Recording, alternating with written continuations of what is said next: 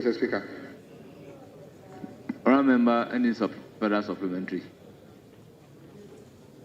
Honourable Minister, can you please help me with the one working on the Akontomra Dadiesu Road?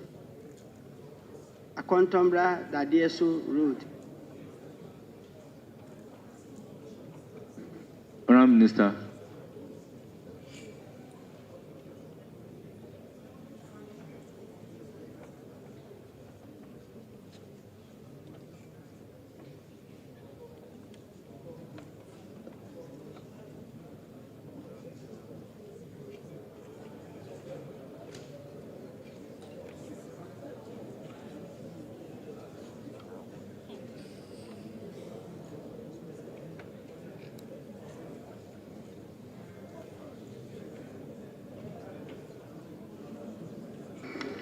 Mr. Speaker, the contractor working on the Akontombra to Enuhien Futu Road is Measures Wundini Ghana Limited.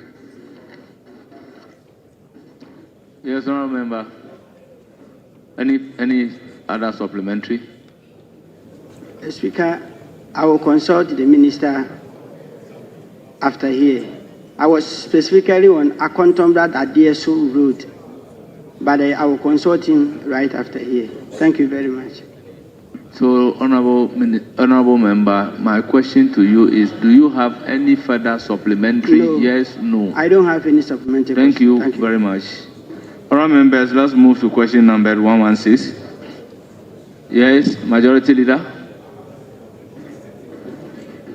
Right Honourable Speaker, I want to crave your indulgence and the indulgence of the House for us to vary the order of business and take a quick break, a short break from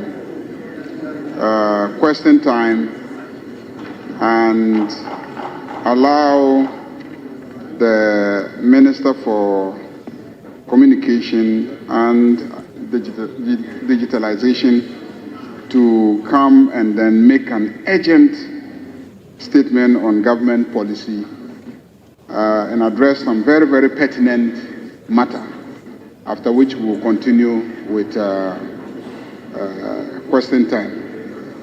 Mr. Speaker, I believe what he's going to say will be useful to all of us, and especially address a concern that has just been brought to my attention. So I plead with my colleagues on the other side to let us have this variation of the order of business. Yes, Minority Chief Whip. That is the application. What do you have to say?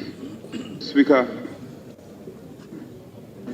as we've often disagreed to agree, we will not disagree or object to this call. However, I'm just wondering, the road minister is in the mood to answer questions, and he's flying high, answering his question. Even though my road is not done, I see him, he's making preparations to do other roads. And you want to curtail the man whilst he's flying high. I don't get it. Whatever my colleague, my friend, George wants to, if anything, it can wait. It should let the road minister exhaust what he's doing, and then we can revert to Honourable Sam George. And besides the point, he just walked into the chamber. The road minister has been here all day. The road minister has been here all day. Honourable Sam George just walked into the chamber, and he wants his business prioritized. Next time, come to the chamber early. Having said that, I will yield to the call. I will yield. Honourable Members, accordingly, the order of business is varied. Opportunity is hereby given to the Minister responsible for communication and digitalization. Honourable Honourable Member, you have the floor. Thank you, Right Honourable Speaker. Right Honourable Speaker, FM radio broadcasting remains the most widespread and accessible medium of mass communication in Ghana. For many, especially in rural areas, radio broadcasting is more than a source of information and entertainment. It's a trusted lifeline for civic engagement, public awareness, including national emergency alerts and national dialogue. It connects people to the government, the economy, and each other, often in real times.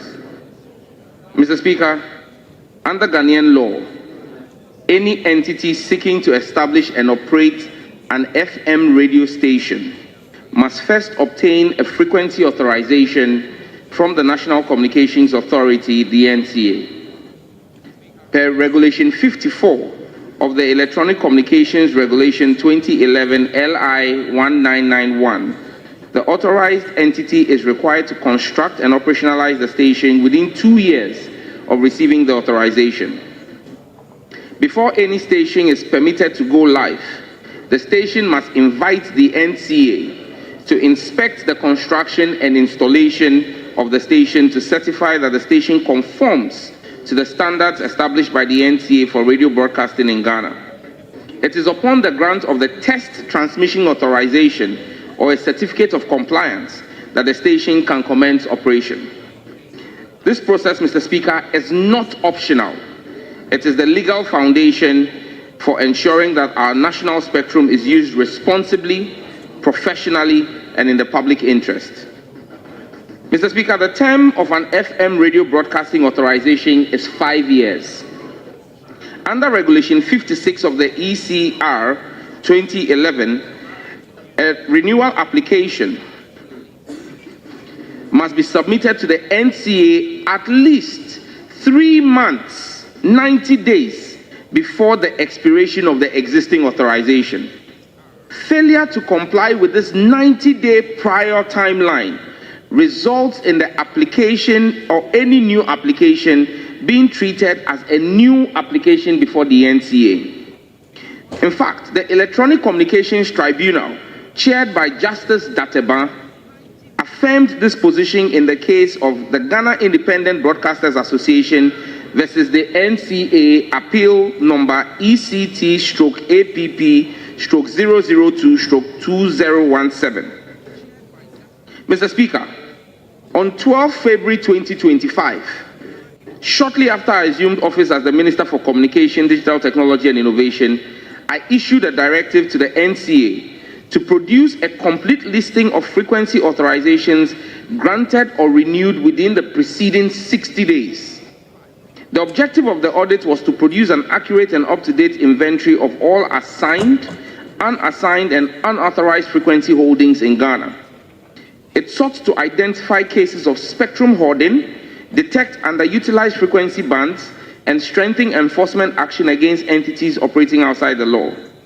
Mr. Speaker, alarming revelations unearthed by the initial exercise necessitated me to expand this directive to a nationwide forensic audit of all FM broadcasting authorizations aimed at discharging our sacred duty to manage state assets with integrity. This is part of our Operation Recover All Loot initiative, ORAL.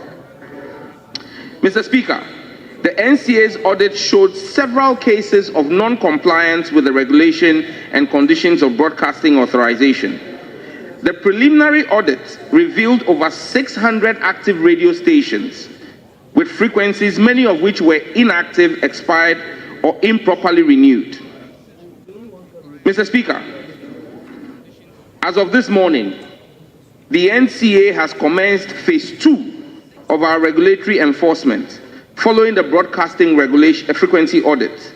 This phase targets several categories of non-compliant FM stations whose operations contravene existing laws and regulations and includes the following. Group 1, 28 FM radio stations who are currently operating with expired authorizations. Despite the NCA instructing these stations to cease operations in 2024, several of these stations have continued broadcasting unlawfully. These actions constitute a violation of Section 2.4 of the Electronic Communications Act 2008. Group 2, 14 FM stations which were issued notices of revocation for failure to establish operations within the required 2-year period following the grant of their authorizations. These stations later requested technical inspections but have not completed the process and have continued to broadcast in violation of Regulation 54 of the Electronic Communications Regulation LI 1991. Group 3, 13 FM stations which applied for authorization to continue operating and have been issued provisional authorization but have not settled the provisional authorization fees in full. Mr. Speaker, without payment of these fees, their authorizations are invalid and their broadcast is a violation of Section 24 of Act 775. The last group of stations that we took action on this morning are 7 FM stations who have paid their provisional authorization fees but have not yet received final authorization in fulfillment of the technical and regulatory requirements under Regulation 54 of LI 1911. Mr. Speaker, spectrum is a finite and highly valuable national resource. It is a public good held in trust for the people of Ghana. Those granted access must therefore comply strictly with all applicable legislations. Mr. Speaker, a few minutes ago, His Excellency John Dramani Mahama, the President, directed that the Ministry of Communications, Digital Technology and Innovation work with the regulator, the NCA, to allow all the affected radio stations some additional time to correct the identified breaches within a defined time frame. Those who fail to do so shall have their authorizations formally revoked under the law. In line with this directive from His Excellency the President, the Ministry and the NCA have granted a further 30-day grace period to all defaulting entities. Mr. Speaker, this is not the same as the arbitrary revocations and hefty fines imposed under the previous administration. As the current government, the Ministry has also been instructed to waive all the applicable fines that should have been applied to the defaulting entities. Mr. Speaker, since morning, I have received calls from colleagues on both sides of the aisle, notifying me that some interests they may hold have been affected by the ongoing exercise. Dear honorable colleagues, we passed the laws and have a high bar set for ourselves as honorable members of this august house. We need to lead the way with exemplary conduct. As a ministry and regulator, we are status agnostic and will be fair to everyone irrespective of ethnic, religious, political, or social affiliation. Mr. Speaker, let me, just for the records, name the stations that have been affected. Table 1, FM stations that have been issued expiry of authorization letters for failure to apply for renewal. Number 1, Life World Broadcast Limited, operating in Offenso on 94.3 FM. 2, Akpini Communication Limited, operating in Pando on 96.7 FM. 3, Victory FM in Aflao, operating on 96.1 FM.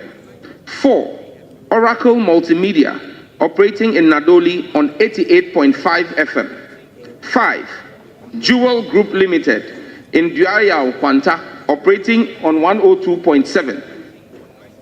6, Bolton Portfolio Limited, operating in Nkoko on 96.9 FM.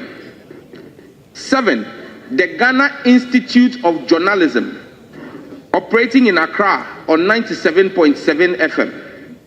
8, Obrempong FM, operating in Agona Swedru on 91.7 FM. 9, KD Community Multimedia, operating in Kede on 92.5 FM. 10, Skoja Limited, operating in Joje on 94.5 FM. 11, Press Express Limited, also known as Daily Guide, operating in Accra on 91.5 FM. Obra FM Limited, operating in Takrady on 89.3 FM.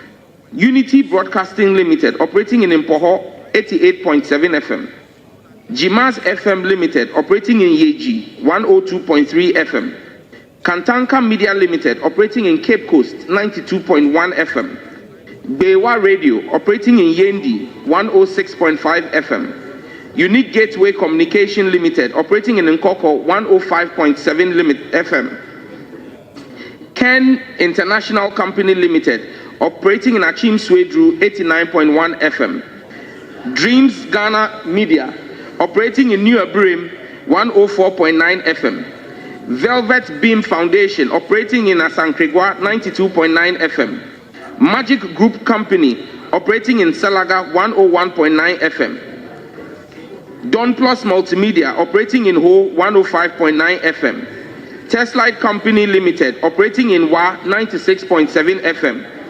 Global Media, Tepa, 97.3 FM. IMAX Media, Tamale, 104.3 FM. Limanya Radio, Wa, 95.7 FM. Pandai Star Radio, operating in Pandai, 107.3 FM. Ebiamo FM, operating in Jomoro, on 100.5 FM. They've all been shut down. Table 2, FM stations that were issued revocation notices. Act Forum Ghana Limited, operating in Akpafumimpiasem, 88.1 FM. Chinias Empire Limited, operating in Tumu, 96.3 FM. Confidence Commodities, operating in Swaman, Dadieso, 90.7. F5 Eagles Company, operating in Ajuafwa, 93.7. NEAT FM Limited, operating in Tamale, 105.3 FM. Primary Stars Limited, operating in Banda, 102.5 FM. Subampa Community Radio in Barakesi, 96.7 FM. Wasaman FM in Atieku on 101.9 FM. Mr. Speaker, number 9, Wuntumi Multimedia Company Limited. Wuntumi Multimedia Company Limited, operating in Takrady on 101.3 FM. Number 10, Wuntumi Multimedia Company Limited, operating in Accra on 95.9 FM.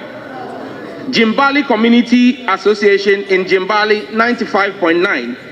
Kingdom Dynamic, Kukrantumi, 93.3. Pro Royal Investment in Tepa, 94.7. And Resurrection Television in Takrady, 99.3. Table 3, Siadarak Enterprise in Edukrom, 95.5. Bangu Company, Tamale, 97.3. Jam Multimedia in Kintampo, 101.3. Chameleon Communication in Wa, 91.1. Chaka Multimedia in Jasikan, 88.7. Clickshot Multimedia in Shama, 89.9. Free Minds in Tema, 104.5. Gemsak Media Network in Nswatre, 103.3. Mediacast Limited in Kumasi, 102.5. Mobile Zone in Bolgatanga, 94.3. Ultimate Multimedia in Tamale on 107.1. West FM in Ho on 97.5. Western Salam Company Limited in Takrady, 89.7. And Mr. Speaker, the final table, 7 stations. Asasi Broadcasting Company Limited in Accra on 99.5 FM. Dynamic Chapters Limited in Wenchi on 95.7. Global Media Alliance in Accra on 98.9. God Steve Media Association in Atimpoku on 87.7. Rejoice FM in Mim on 101.7. Sankofa in Takrady on 98.7. And Sweet FM in Chifopraso on 106.5. Mr. Speaker, our goal is not punishment, but accountability, order, and the responsible stewardship of a public critical resource. This is not routine housekeeping. This is a declaration against impunity, abuse, and inertia. The airwaves do not belong to the powerful and connected. They belong to the public, and we are duty-bound to govern them transparently and effectively. Our fight is not against free speech. It is against lawlessness, asset misappropriation, and regulatory defiance. I remain committed to reclaiming what rightfully belongs to the Ghanaian people and laying the foundations for a fair, modern, and technologically equipped broadcasting sector. Once again, Mr. Speaker, due to the clemency His Excellency the President has asked for, there is 30 days from today for all defaulting media houses to rectify their defaults and breaches. And Mr. Speaker, the ministry has shown that we are willing to reinstate. Earlier this year, we shut down 6 media houses who have all rectified their breaches and they have been reinstated. We urge the defaulting media houses to take advantage of the President's clemency for 30 days. I thank you, Mr. Speaker.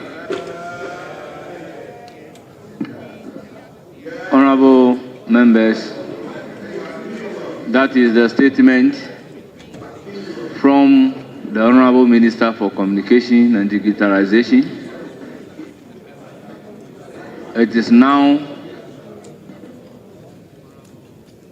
we now welcome comment from honorable members. Yeah, Mr. Speaker, perhaps the majority leader should be the one to announce it. We've agreed 3-3 because we have the Honorable Afriye statement and other questions. Today we have a lot of statements, yes, actually. Sure. So is the 3-3 going to include the leadership? Yes, it is so. Yes, it is so. Very well. So it is 2-2 then leadership. Thank you very much. Honourable members, it is now for your comment on the statement made by the Minister. Honourable members, let's proceed to comment on the statement guided by Standing Order 91. Honourable members, the floor is now yours. Yes, Honourable member, you have the floor. Thank you, Right Honourable Speaker, for this opportunity.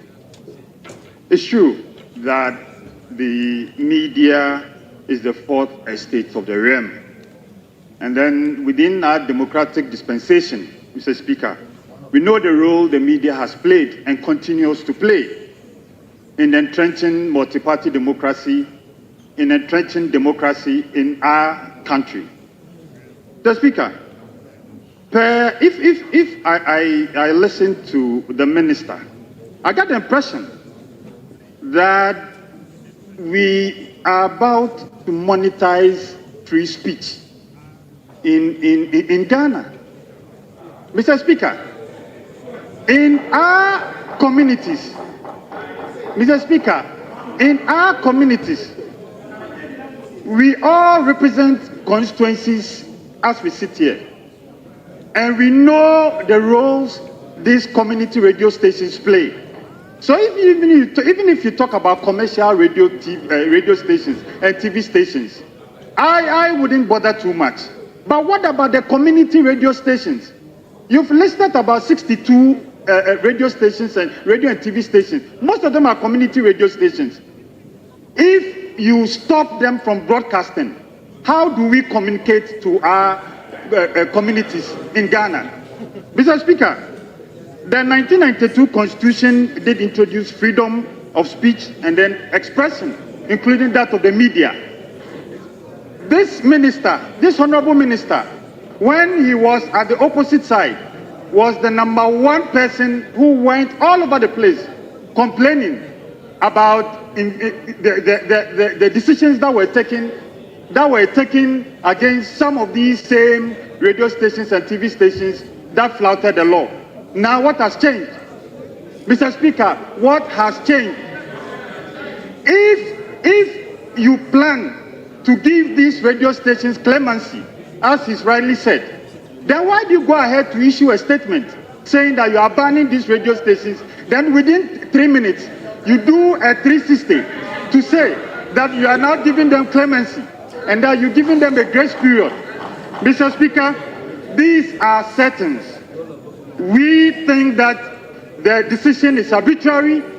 There was no need for the initial statement to ban these radio stations. You could as well have gone round or spoken to these radio stations, issue a statement, giving them this same clemency or this same pardon that you are giving them. Give them some time to fulfill all the infractions or fulfill all their the payments they are supposed to, the payments that they are supposed to make. if indeed they owe. Mr. Speaker, I'll end by saying that from our side, we think that this decision was not taken with the right mind. We think that it was targeted at some political party people who own radio stations. And we think that it's good that the good people of this country will rise up against this decision. We shouldn't allow political parties, we shouldn't allow the NDC, we shouldn't allow the minister to use his powers to arbitrarily ban radio stations. Mr. Speaker, I end by urging all of us to stand up against this medium terrorism. I'm grateful. Honorable member, if you say a decision is not taken with the right mind, is that not violating our rules? I will urge upon you to do the needful and then let's make progress. Mr. Speaker, if I say that the decision was not taken with the right mind, I am saying that the intention. Honorable member, with all due respect, I am just drawing your attention to it and asking you to do the needful. Mr. Speaker, I'm not to argue with you. I withdraw and then I withdraw, Mr. Speaker. Very well. Thank you, honorable member. Yes, honorable member, you have the floor.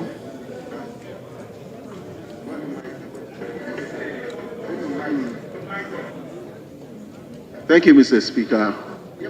Mr. Speaker, may I humbly commend the minister for this move that has been made, and also, Mr. Speaker, to show our deepest appreciation to the President of the Republic of Ghana for showing fatherly love to those radio stations and the media houses. Mr. Speaker, it is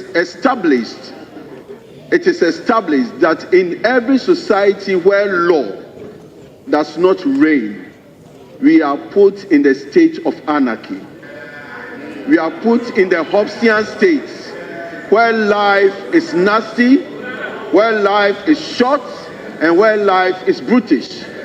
Mr. Speaker, insofar as we need to sanitize our system, we need to ensure that pragmatism, meritocracy, and honesty reigns. And this is what our minister is doing. We cannot allow impudence. We cannot allow people to do whatever they like. I heard my brother saying that it is targeted at some people and it is local radio stations. Should we allow, because we want radio stations, local radio stations to go on, should we allow people to live as they want? No, we are in a civilized society, and that civilized society must be governed by rules. This civilized society must have leadership, and leadership must show tenacity. Leadership must show that we have leaders. So I want to encourage him. I want to tell the minister that he is on the right course. Ghana is behind him. All of us are behind him. We should ensure that our society, our airwaves is cleared. We should ensure that our airwaves are sanitized. We should ensure that nobody hides behind anything, behind any authority or whatever, to do whatever they like. Mr. Minister, you are encouraged. Go forward, go ahead, and we are all behind you. Thank you, Mr. Speaker.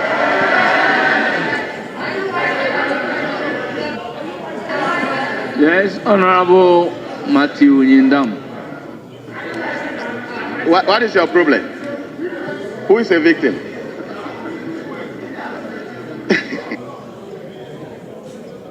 Thank you, Right Honorable Speaker. Let me also comment on the minister's statements. Mr. Speaker, I'm sure in this house we all agree that without the media, whatever we do here will be in darkness. And we all agree and we prefer that ugly noises in this country is better than culture of silence. And for that matter, the role of the media cannot be underestimated. Mr. Speaker, I agree that when we pass laws, we must obey the laws. But sometimes also try to see how our laws operate, in the sense that the closure of media houses is not starting today. My minister from the other side has been complaining when he was in opposition. Anytime laws are implemented and some media houses have to be closed down, he will speak vehemently that we should allow the media, because the media cannot be shut down. So he should think about it today. But Mr. Speaker, in his statement, he said some media houses have paid, about 7 media houses have paid up their dues.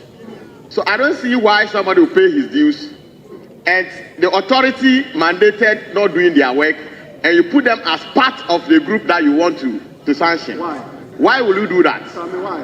Mr. Speaker, it also interests me a lot, and all of us must be concerned. I have not seen in the law anywhere that if sanctions are taken, it is the responsibility of the president to give them pardon. I haven't seen that. But interesting, NCA issued a statement today, and in less than 3-4 hours, the president just comes in to give clemency. Mr. Speaker, don't you see something fishy inside there? Don't you suspect some fishy inside there? Mr. Speaker, there is some kind of fishy deal in it. Because it's not even 1 day, it's not even 48 hours. When did you report to them? Mr. Speaker, we all want to agree, and we all want to say that we should look at our laws again, because it should not be in our, it will not be in our interest as a nation that our laws that will promote freedom of speech, individuals or media houses will be struggling to renew their licenses. It means that the minister must look at our laws very well. We must deal with NCA to make it in such a way that some of these things don't reoccur. It should be very liberal. And most of these stations we are talking about are community radio stations. Community radio stations. These are not commercial radio stations that are making profits. They are there to inform, to educate, and to entertain. So I will appeal to minister that fine, it is good that the president has set in, and he's talking about just 30 days. Mr. Speaker, some radio stations are not able to renew for the whole year, and today you are giving them just 30 days. I think that is not enough. 30 days is not enough, and the minister must look at it again, and I sincerely believe that as a nation we should fight to promote media freedom. Thank you very much, Mr. Speaker. Thank you. Honourable members, before taking a further comment, permit me to acknowledge the presence of our student visitors in the house. Brema Esikuma Senior High School. Their leader is Mr. Francis Azuma, a teacher. They are from Esikuma Odoben Brakwa. They numbered 80. God's Time Preparatory School, led by Mr. Adoben Kinsley, proprietor of the school. They are from Chufo Ati Mokwa. We have Lotus Field International School, led by Mr. Joseph Edwin, headmaster. They are from Amasama, they numbered 46. We also have Atlantic Bridge Initiative from Mission Resources Network, USA, in our midst. Their leader is Honorable Dr. Augustine Tevia, former Member of Parliament for Bia West. They are 6 in number. Honorable members, on behalf of the House and on my own behalf, I wish our visitors fruitful visit to the House. Once again, you are welcome. Yes, we have exhausted the two. Well, before coming to leadership, yes, minority leadership.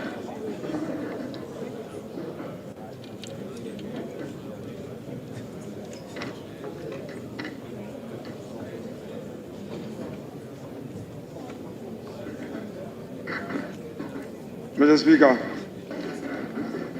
first let me thank the Honorable Minister for making this statement on the floor of the House.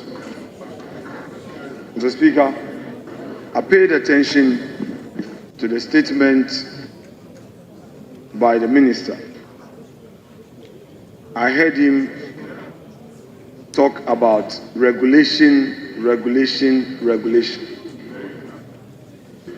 Hearing him on regulation, I looked for my constitution and turned to Article 11 of the Constitution, which guided me on the hierarchy of our laws. It's clear to me from the reading of Article 11 that the regulations he referred to cannot stand in the way of the Constitution. If you read chapter 12 of the Constitution, in particular Article 162, Mr. Speaker, let me take your leave to read. Freedom and independence of the media are hereby guaranteed. Subject to this Constitution and any other law not inconsistent with this Constitution, there shall be no censorship in Ghana. 3, there shall be no impediment to the establishment of private press or media. And in particular, there shall be no law requiring any person to obtain a license as a prerequisite to the establishment or operation of a newspaper, journal, or other media for mass communication or information. Mr. Speaker, 4, editors and publishers of newspapers and other institutions of the mass media shall not be subject to control or interference by government, nor shall they be penalized or harassed for their editorial opinions and views or the content of their publications. 5, all agencies of the mass media shall, at all times, be free to uphold the principles, provisions, and objectives of this Constitution, and shall uphold the responsibility and accountability of government to the people of Ghana.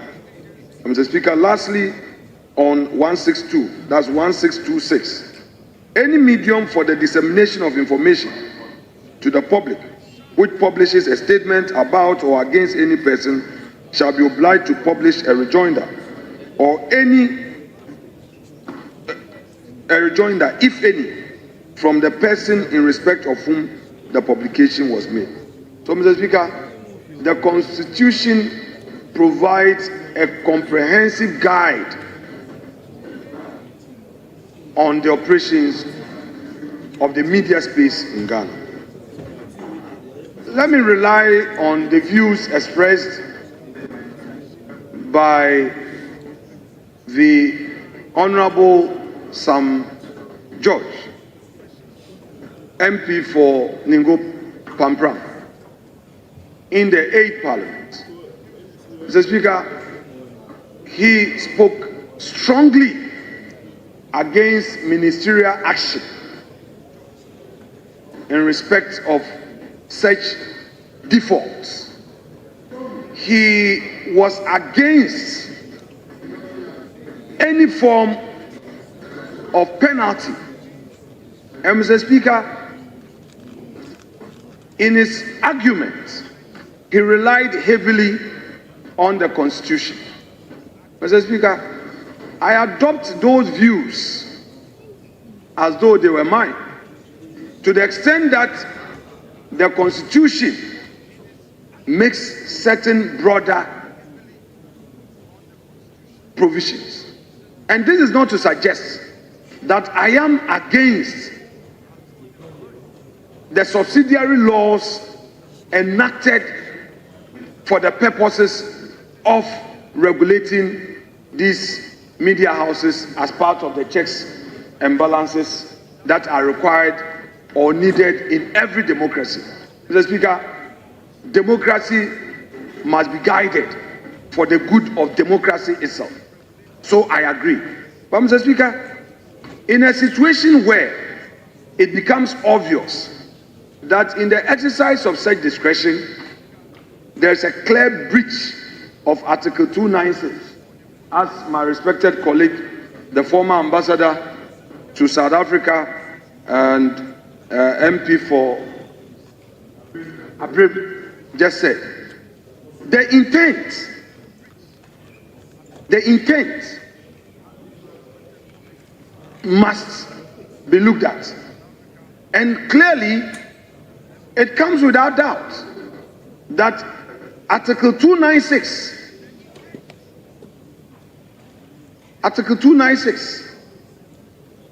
has some questions for NCA and the ministry to answer.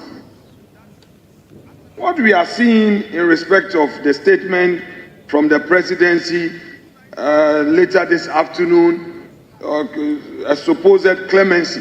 Mr. Speaker, these are things that are done for the optics when the political system sees that there's a backlash. It is a very rich statement, very rich. And we take this supposed clemency with a pinch of salt.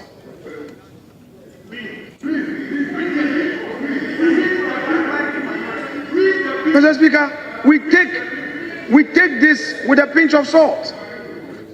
That the NCA, together with the ministry, have embarked on a certain path, and now Mr. President, exercising his supervisory mandate, is now telling them that don't do it. Couldn't this have been discussed in-house prior to this decision? Well, Mr. Speaker, we have been in government before, so we can understand the situation the government finds itself. Mr. Speaker, I have heard certain views being expressed to the effect that, oh, yesterday we heard of similar actions by the executive. I recall that as a member of the appointment committee, the issue of the closure of some radio stations became a critical matter for us to even discuss at the appointment committee.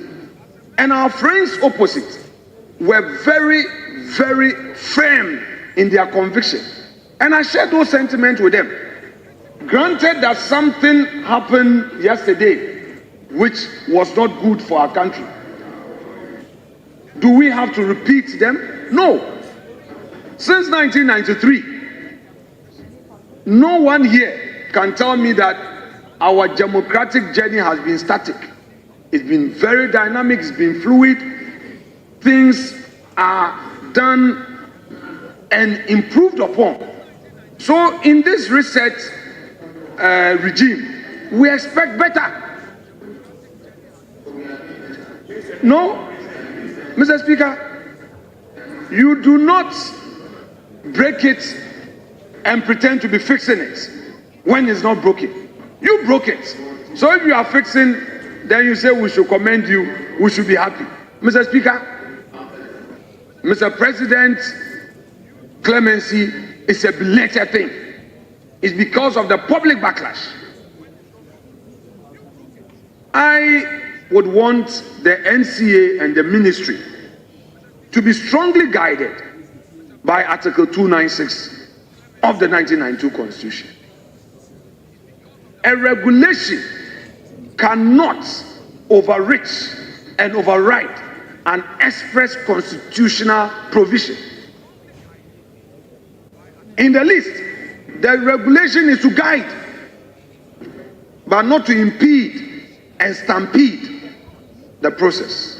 What happened today, where Asasi Radio was shut down, Wuntumi FM was denied the opportunity to broadcast, Happy FM denying the opportunity to broadcast. Mr. Speaker, must not ever happen again. Because, Mr. Speaker, when same happened yesterday, it received that criticism. Mr. Speaker, I have with me, most respectfully, the Hansard of this House,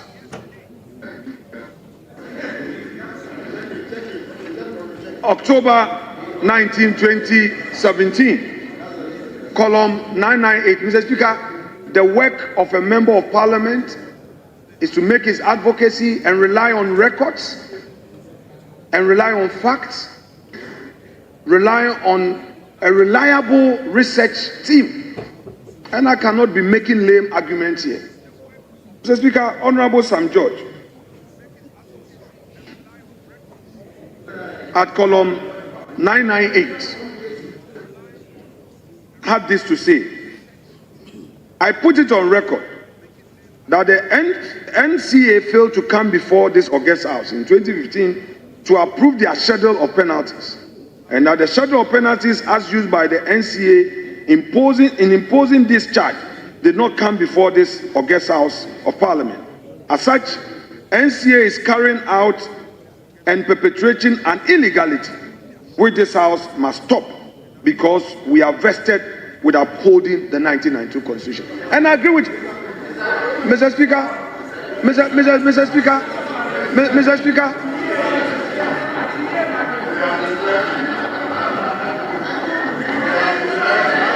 Mr. Speaker,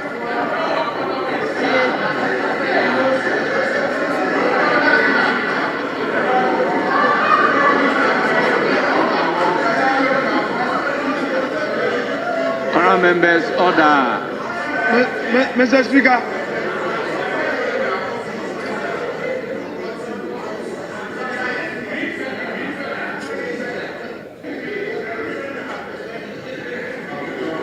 Mr. Speaker. Honourable members, order. Mr. Speaker, this was the respected colleague who was inviting us to uphold the Constitution. Mr. Speaker, the government of this submission was to the effect that the administrative body with regulatory powers was required by law to comply with certain provisions of the Constitution. And that is why he relied on the veritable words, we are vested with upholding the 1992 Constitution. Mr. Speaker, when authority is given by the Constitution, the same Constitution imposes an obligation on that authority. And I have said earlier that that limitation is clearly defined by Article 296. So clearly, I am saying that the respected Honorable Minister must not change his principles by virtue of his new position of honor. He fundamentally agrees that we must uphold the Constitution. And at the risk of being repetitive, the provisions in Article 162, as relied on supra, require of us not to impose any impediment. So if the regulation would impede press freedom, our duty as a house, as Honorable Sam George invited us to do, is to uphold the Constitution. It's our duty bona fide. So, Mr. Speaker, let's not justify in any way this attitude of shut down. If yesterday we were loud on the rooftops that it is not good to suspend or shut down, then today let us maintain the same principle and say that we would rather have an administrative engagement. Why should Asase Radio be denied the opportunity to broadcast? Why? Why will Wontumi be denied opportunity? Why is Wontumi suffering? Why is Wontumi suffering? Why is Wontumi suffering? What has Wontumi done? What at all has Wontumi done? Mr. Speaker, if we say we want to perfect our democracy, then we must be seen to be walking that talk towards perfecting our democracy. This business of it happened yesterday, so we must continue this vicious cycle. Mr. Speaker, it won't help any of us. Today, I will repeat what I've been saying since 7 January 2025, that this power of 187 is not permanent. We have seen 169 before, and we saw 137. So let us all be guided and know that the power immediately you are given is like an ice block. It begins to melt.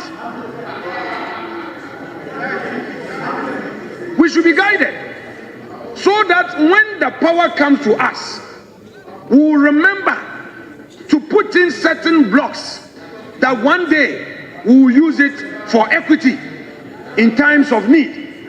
But if you have a member for Kwesimintim who now says in his submission that he is applauding the harsh measures, the punitive actions of a regulatory authority, who now says in his submission that he is applauding the harsh measures, the punitive actions of a regulatory authority, which is contrary to Constitution.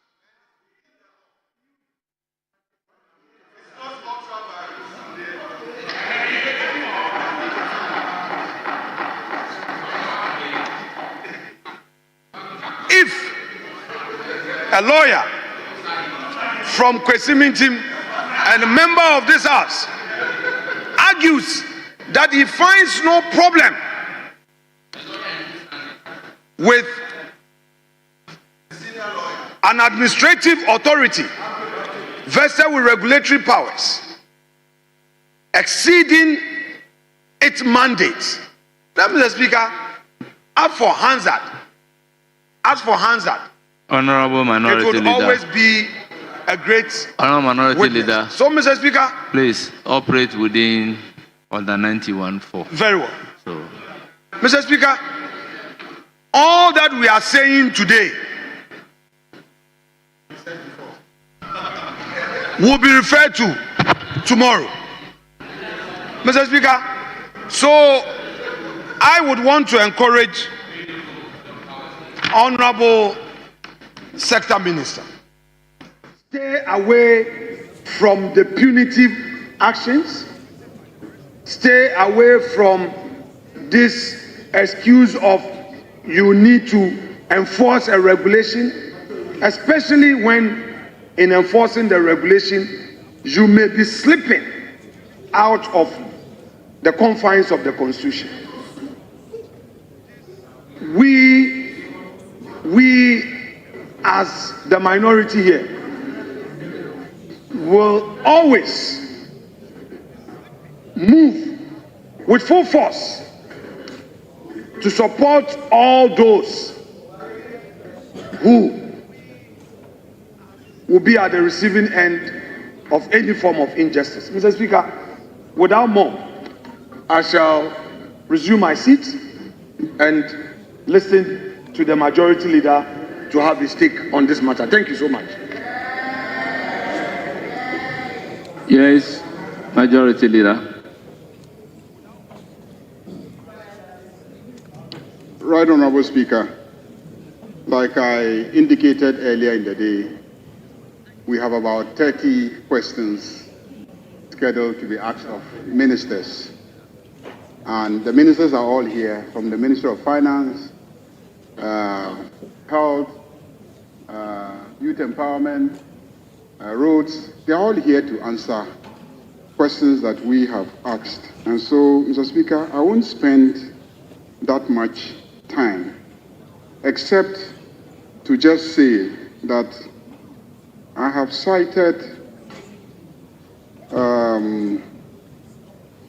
a correspondence, a letter written in 2022 and 2023, and I just think that it will be useful to close this matter by just reading those letters.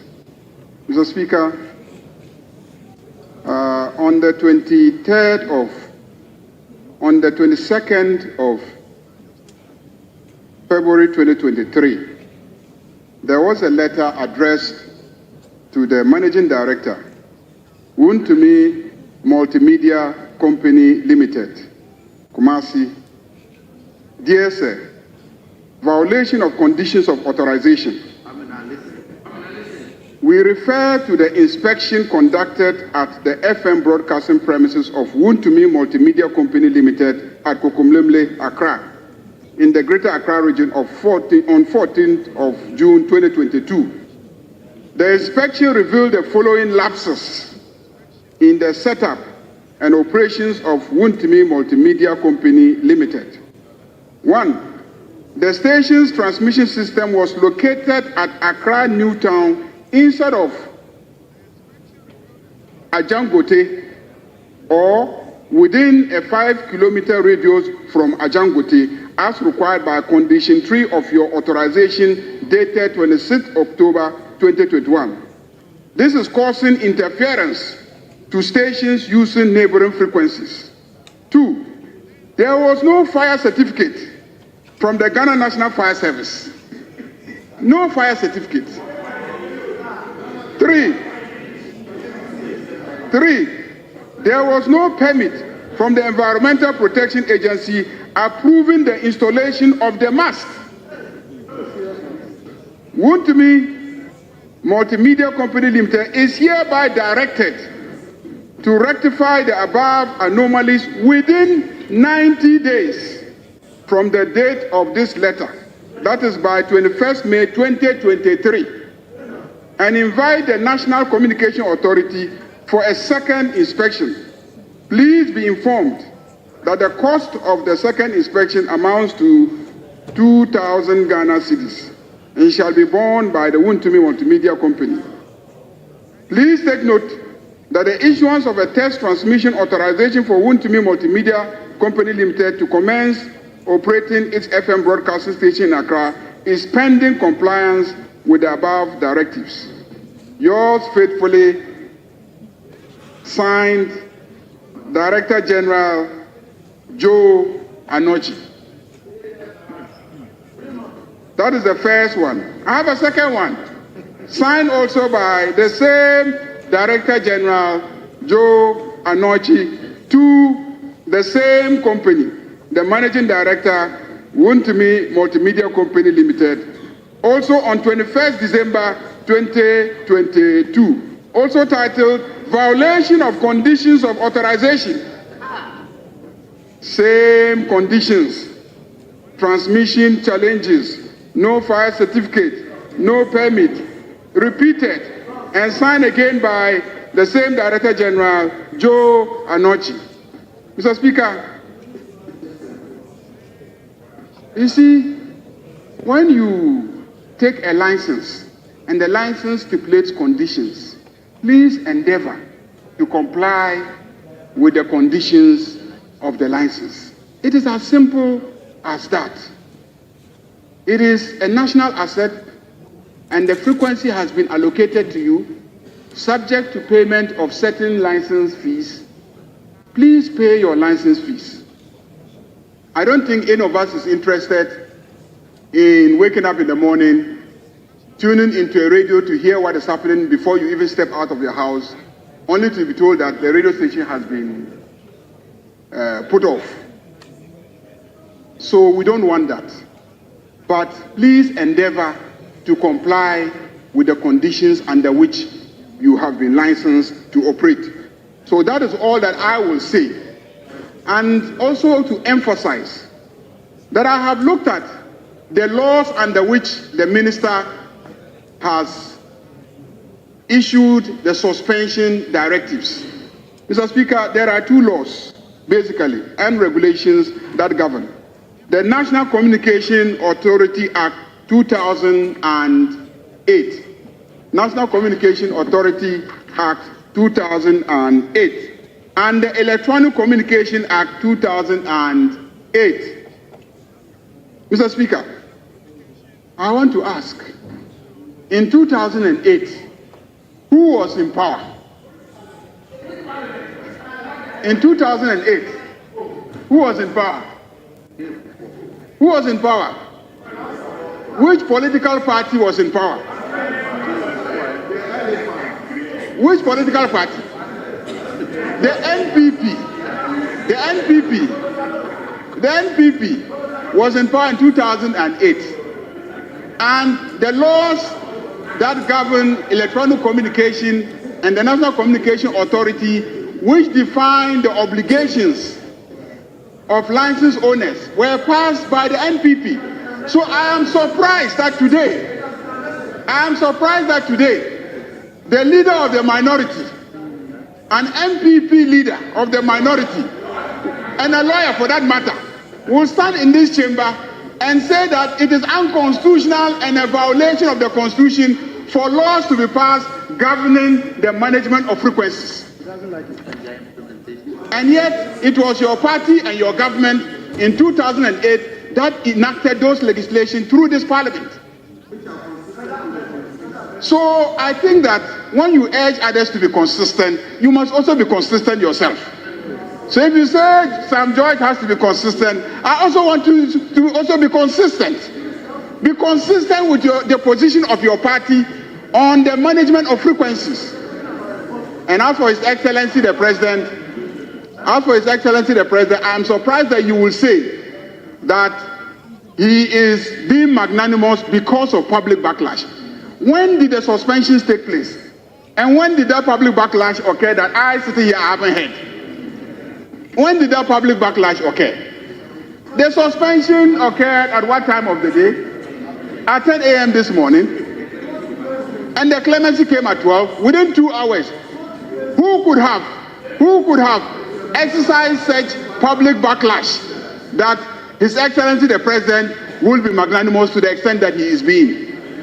And lastly, Mr. Speaker, yes, we are representatives of the people, but first and foremost, if we sit in this house and laws are being violated, and ministers are taking steps to enforce those laws, and we stand in this house and attempt to condemn those ministers, then we might as well stop coming here, because we are not here to make laws that should not be enforced.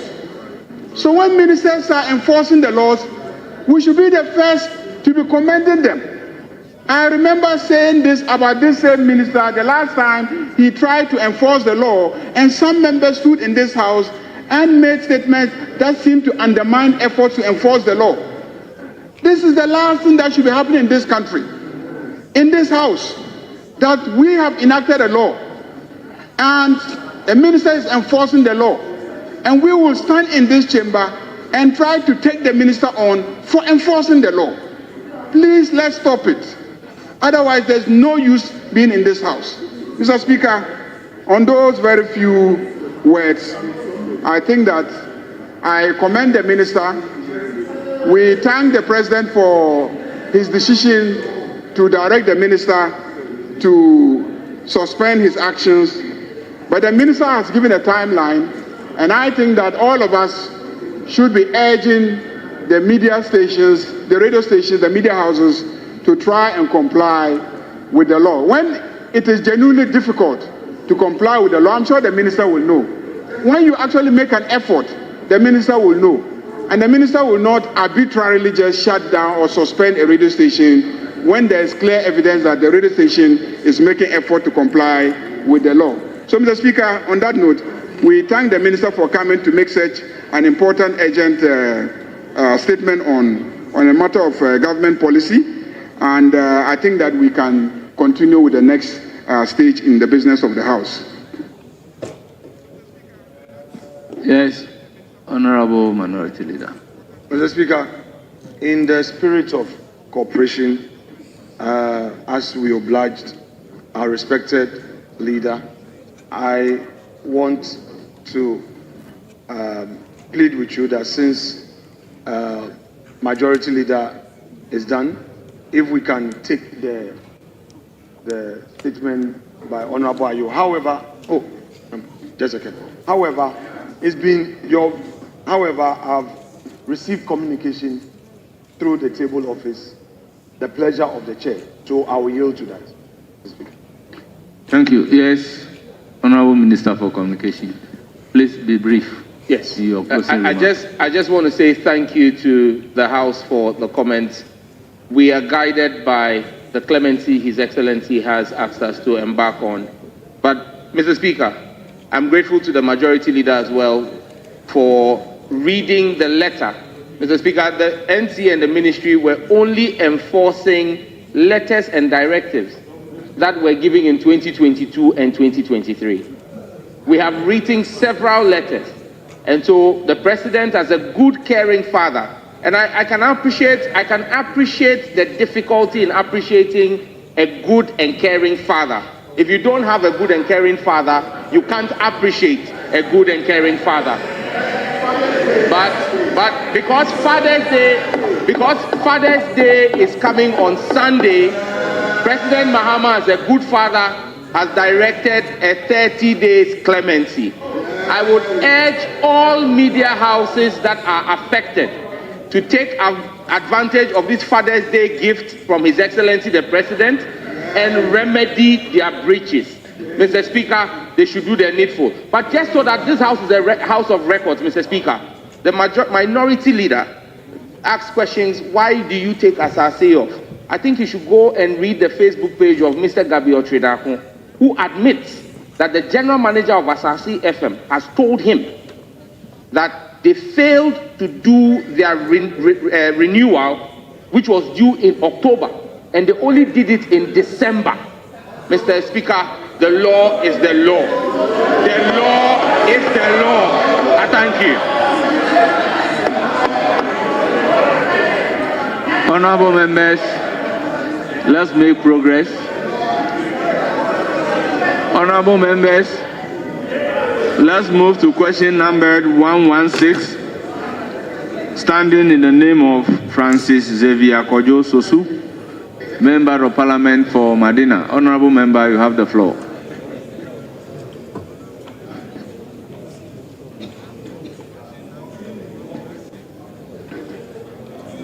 Thank you very much, Right Honorable Speaker. Mr. Speaker, I rise to ask the Minister for Roads and Highways the steps being taken to complete the inner roads project in Medina started under the previous administration. Thank you, Mr. Speaker. Yes, Honourable Minister, you have the floor.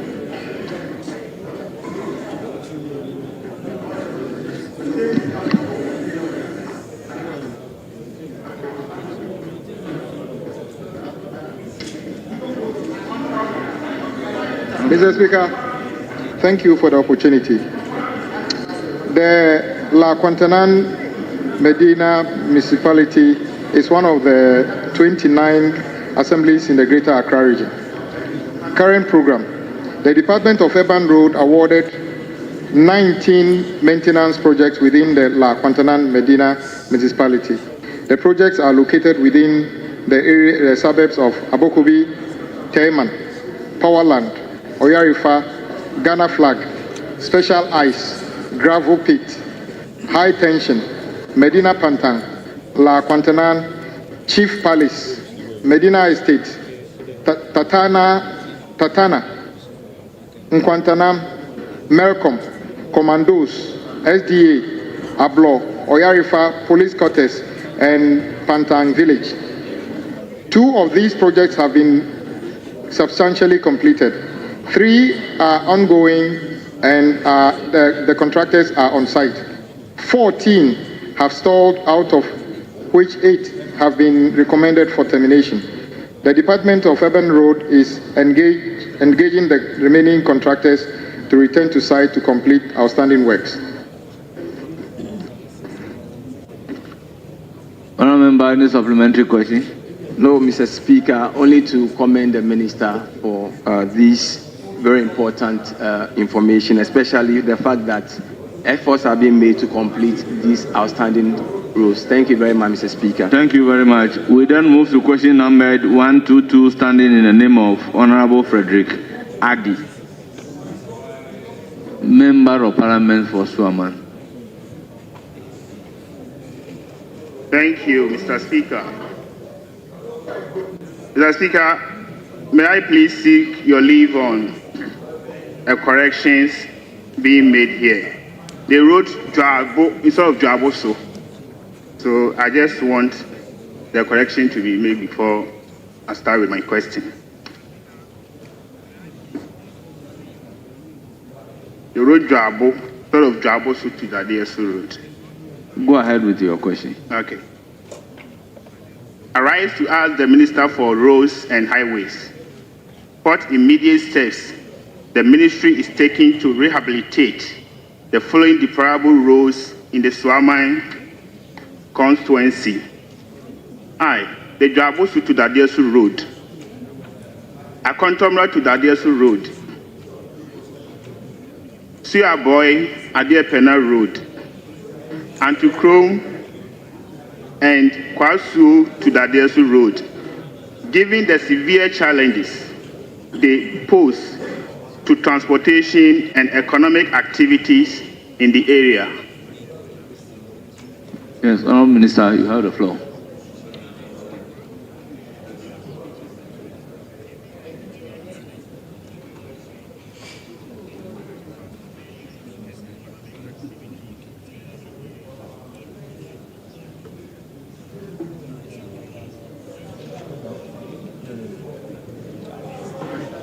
Mr. Speaker, which of the questions is the colleague asking? Honourable, the question is 122. Question number 122. Okay.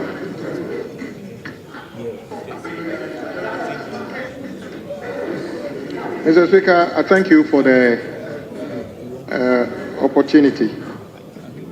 Mr. Speaker, the Dwaboso Dadieso Road has a total length of 51 kilometers, 21 kilometers from Dwaboso to Amweja, and 15 kilometers from Kalo to Dadieso, and it's a surface-dressed road. The remaining 16-kilometer section between Kalo and Amweja is gravel surface. Current program, Mr. Speaker. The project was awarded under the contract titled Rehabilitation of Jaboso Dadieso Road, kilometer 0 to 39. The contract commenced on the 15th of January 2021 for completion on the 20th of June 2023. The contractor is currently on site and work is progressing steadily. The contractor has so far achieved 53% of physical progress. Akontombra to Dadieso Road. Background. This road is 22.3 kilometers and in the Akontombra district, and Akontombra in Swaman district in the Western North region. Part of this road joins National Route N12 at Bokaso and connects Akontombra to Dadieso in Kalu. Current program, Mr. Speaker, there's a contract on this titled Construction of Dadieso Akontombra Road, kilometer 4 to 26.3, and Awaso Asoinso Junction under the funding from Cocoa Board. The contract commenced on the 17th of November 2021 to be completed in November 2022. Current physical completion is 20%. Mr. Speaker, Sulabo to Adepena Road. Mr. Speaker, this also is in the Western North region of our country. Current program is under contract with the title Sport Improvement of Adepena to Akosekrom Feeder Road. The contract was awarded on the 30th of November 2020 for completion by 17th February 2022. Progress of work is estimated at 39.34%. The contractor is currently not on site and works have stalled. Efforts are being made to get the contractor back to site to complete the outstanding works. Antokrom Road. Mr. Speaker, there is no program on this road. Future program. The Department of Feeder Road will undertake engineering studies on the road and submit estimates for by the third quarter of 2025. Kwaso to Adeso Road. Mr. Speaker, there is no program on this road, and the future program is for engineering studies to be carried out this year for consideration in the 2026 budget. Thank you, Mr. Speaker. Yes, honourable member, any supplementary question? Thank you, Mr. Speaker. The minister made us aware, Kwasu to Dadiesu Road, there's no contractor on it. But that very road has been a major road linking Adiepena, Siaboy, and Tukrum, and then Kwabranate. There's no other road that one you are coming member be guided by order 8. I want to find out from the minister, is there any means or any remedy that would be helpful for those people from those areas to access Dadieso? Thank you very much. Thank you, Honourable Minister. Mr. Speaker, I agree with my colleague. I know the area and that road is not in the best of shapes. In the interval, we are about to start the annual maintenance program, and we'll consider that for remedial activities as we get the appropriate intervention that would, in the long term, address the issue of the condition of the road between those two communities. Thank you, Mr. Speaker. Any further question? Thank you, Mr. Speaker. Mr. Speaker, you made mention of Jaboso Dadiesu Road. There is a particular kilometer of road, about 5 kilometers of road, ever since the contractor came on site. That very place has not been attended to. From Siano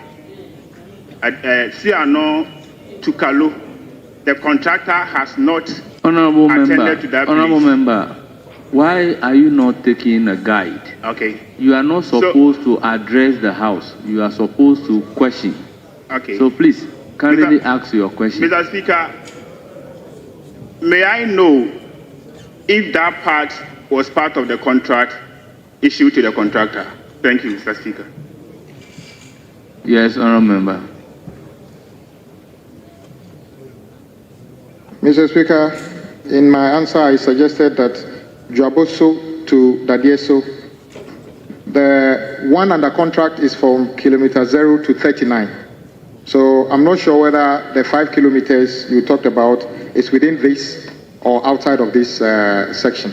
But of course, you have already said that there's no work ongoing. So it doesn't really matter whether it's within the contracted area or outside of it. What matters is that we need to program to get it addressed, whether under this program or in future program. Thank you, Mr. Speaker. Your last supplementary question, if any. Thank you, Mr. Speaker. I'm honored. Thank you. Thank you, honourable member. We then proceed to question number 137 in the name of Nana Ampao Kwame Ado Primpong, Ebuakwa North. Thank you very much, Mr. Speaker. I wish to ask the Minister for Roads and Highways the measures the ministry is putting together to avoid road accidents, specifically at the Koforidia, Bunsu, and the Kukurentumi New Tafo intersection. Yes, honourable Minister, you have the floor.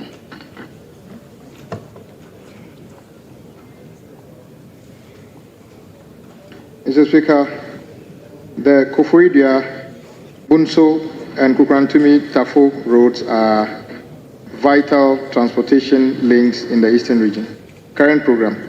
Ghana Highway Authority has awarded the improvement of the intersection under the project titled Addendum 1, Rehabilitation of New Tafo Town Roads, Kukurantumi Town Roads, 15.42 kilometers, Edukrom, Ebre Road, 5.5 kilometers, and Edukrom Town Road, 4.31 kilometers, and others, 4.73 kilometers. Works have stalled due to delay in payment for works done. Efforts are being made to get the contractor to remobilize to site and complete outstanding works. Thank you, Minister. Thank you, honourable Mr. member. Any supplementary Thank question? you, Mr. Speaker. Will the improvements include traffic signal at the intersection? Will the improvements include traffic signal at the intersection?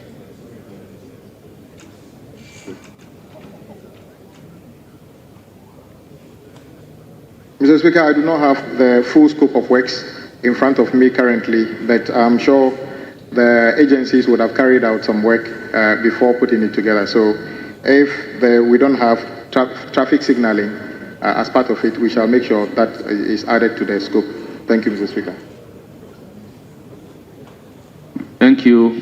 Honourable member, any other supplementary question? Honourable members, in the absence of other supplementary question, let's move to question numbered 138. Standing in the name of same Nana Kwame Ado Frimpong.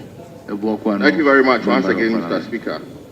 I seek to ask the Minister for Roads and Highways when the following roads will be completed in the Buapa North Municipality. 1, Aginasin to Old Tafo. 2, Kukurentumi Township. And the last one, New Tafo Township. Thank you. Yes, Honourable Minister. Thank you, Mr. Speaker. The Enginasun Old Tafo Feeder Road is a 6.6 kilometer long road. It is located in the Buapa North Municipality of the Eastern Region. It is a road with gravel surface and it is in very poor condition, Mr. Speaker. There's no program on this road currently, future program. Engineering design studies will be carried out in the third quarter of 2025 for upgrading. The execution of the works itself would be considered under the 2026 budget, depending on the availability of funds. Kukurantumi Township and New Tafo Township. Background: these towns are located in the Ebuakwa North municipality of the Eastern Region, Mr. Speaker. Current program: the road network within the aforementioned municipalities is currently undergoing major road construction. The current stage of works is at the base level, Mr. Speaker. The road has been awarded under the contract titled Addendum Number 1, Rehabilitation of New Tafo Town Road, Kukrantumi Town Road, Edukrom Ebri Road, and Edukrom Town Road, all to be funded under the Consolidated Fund of the Republic of Ghana. The project was awarded on the 27th of January 2023. The contract commenced on the 13th of July 2023 for completion by 12th January 2026. The project is at 52.02% fiscal completion. The contractor is currently suspended works due to delay in payment for works done. Thank you, Mr. Speaker. Thank you. Honourable Member, any supplementary question? No, Mr. Speaker. Thank you very much. On this note, honourable members, may I use the opportunity to thank the Minister responsible for roads and highways for attending upon the House and providing answers to all the questions asked and selected for today. Honourable Minister, you are hereby discharged.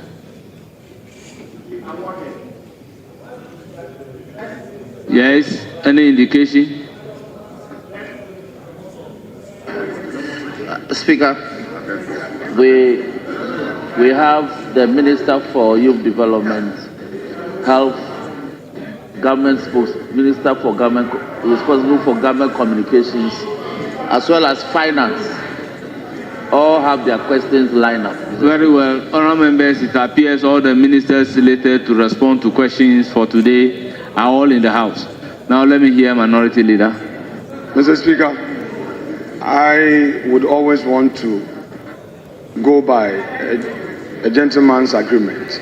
Mr. Speaker, the understanding was that we'll finish this, take Honorable Ayew Afriye's statement, take limited comments, so that we come back to this. Mr. Speaker, it was yesterday that we were to do this statement, and then the understanding was that we'll do it today. When the majority leader made his application for us to vary, the understanding was that we're going to take this statement, but you urged upon me that we should finish the roads minister and close this thing because it's long overdue. Mr. Speaker, we are cooperating with each other. I don't want last-minute surprises. Mr. Speaker, please yield for him to finish. Yes, that is the application. Because earlier, majority leader made an application. Yes. Even what when is the response to the application? Here. So, if we all agree to cooperate, the film please. I'm pleading with you. Let's get this thing done. Pleading with you. Mr. Speaker, please. You see, Mr. Speaker, it's the same leader who chastised us for not making available the ministers. As we speak, the minister responsible for government communication had a question and he wrote for rescheduling. It became an issue. Today he's available to answer. But now they want us to push it back. No, there was no such agreement, Mr. Speaker. Speaker, I leave this entirely in your hands. Well, honourable members, subject to similar constraint regarding the statement that we have just taken. Two contributions and leadership. I am minded to grant the leave for the statement to be made. Mr. Speaker, may you live long. Mr. Speaker may have a very long life.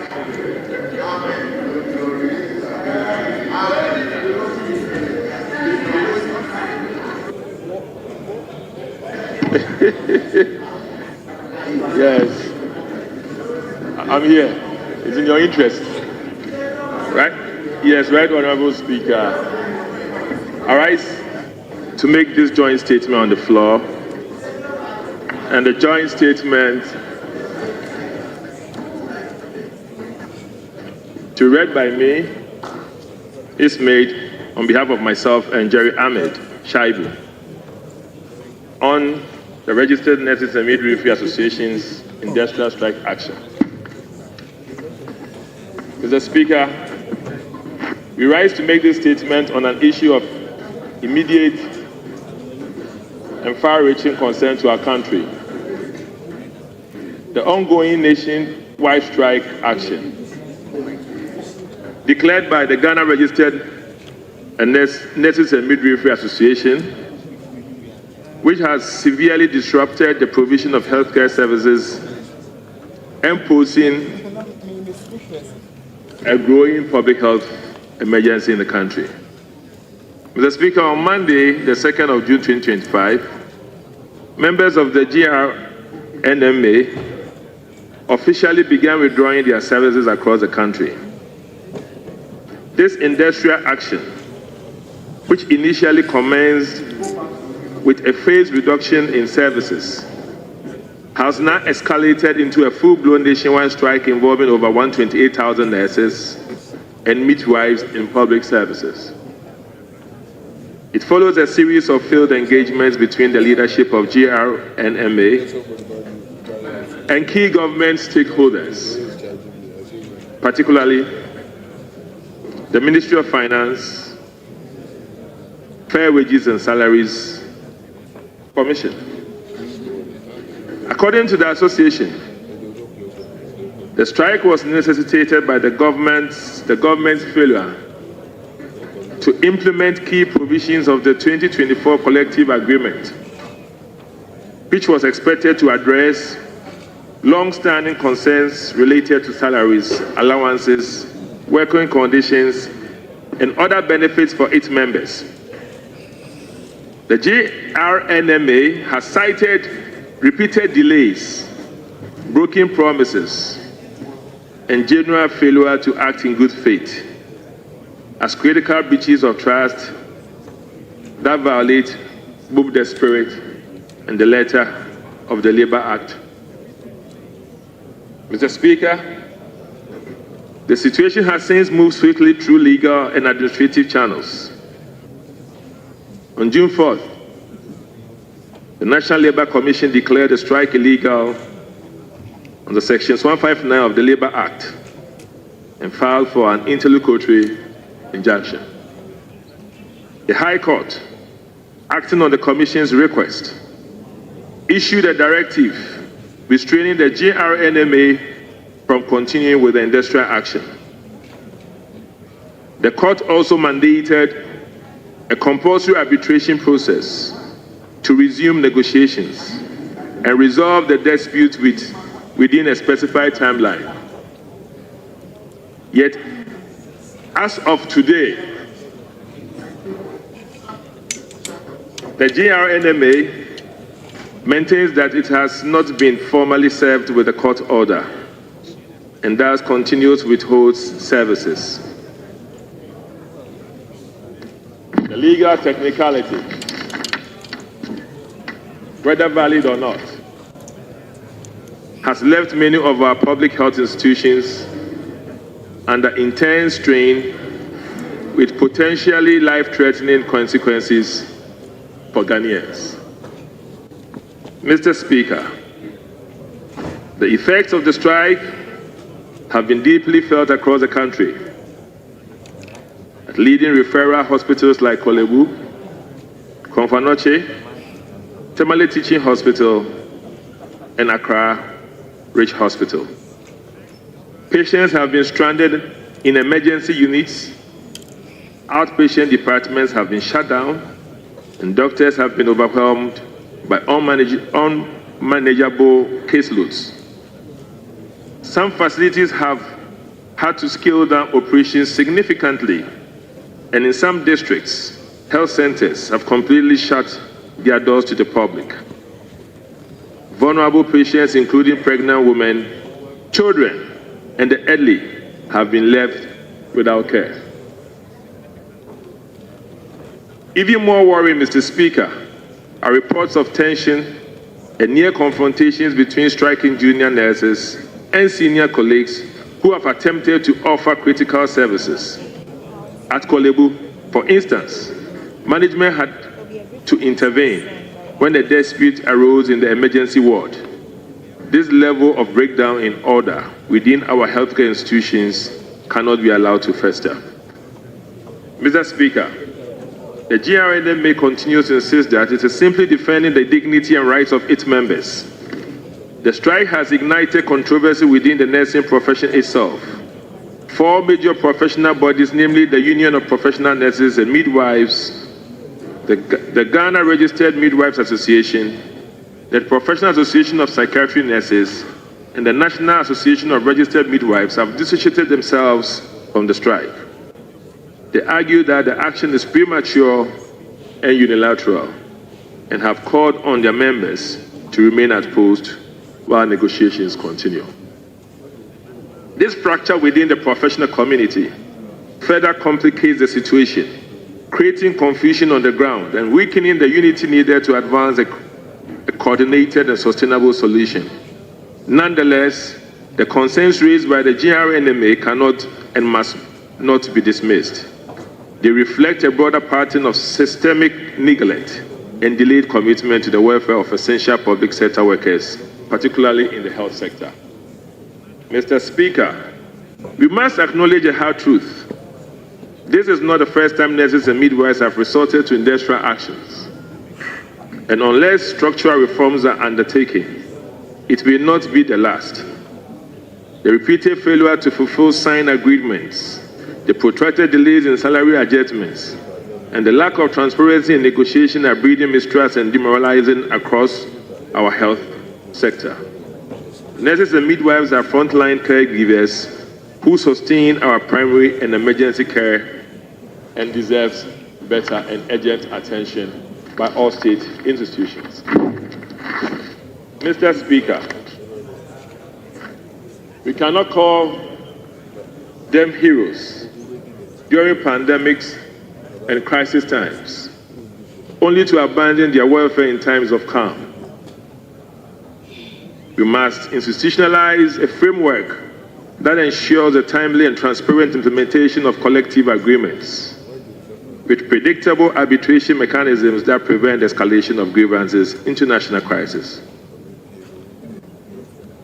Mr. Speaker, we wish to commend the Ministry of Health for initiating an emergency meeting with the GRNMA and other stakeholders on June 9th, aimed at resolving the impasse. Mr. Speaker, however, the failure of the Ministry of Finance to approve and implement the collective bargaining agreement is what is protracting the standoff between government and the GRNMA. The assertive position of the Minister of Finance is what can best be described as the cause of death associated with the GRNMA. Mr. Speaker, inasmuch as the minority caucus respect the rights of our nurses and sympathize with them in pursuit of their rights, we are pleading with them to be merciful to the plight of Ghanaians and return to work as they look forward for government to engage them positively. Mr. Speaker, to add, today, your committee, your non-partisan committee, after a good discussion, have been able for us to make a peaceful way, and we hope there will be a good news by close of day because of our cooperative stance. I thank you for giving me the opportunity to share this with members and the people of this country. Statement written jointly by Jerry Ahmed and myself. Thank you, Mr. Speaker. Honourable members, statements duly made. The floor is now open for comment.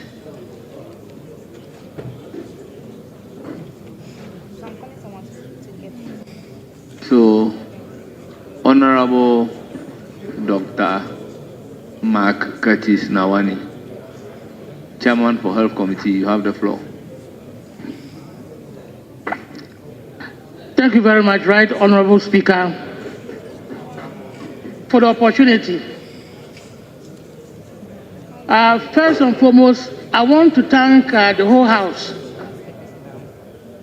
for being able to postpone this statement probably till today.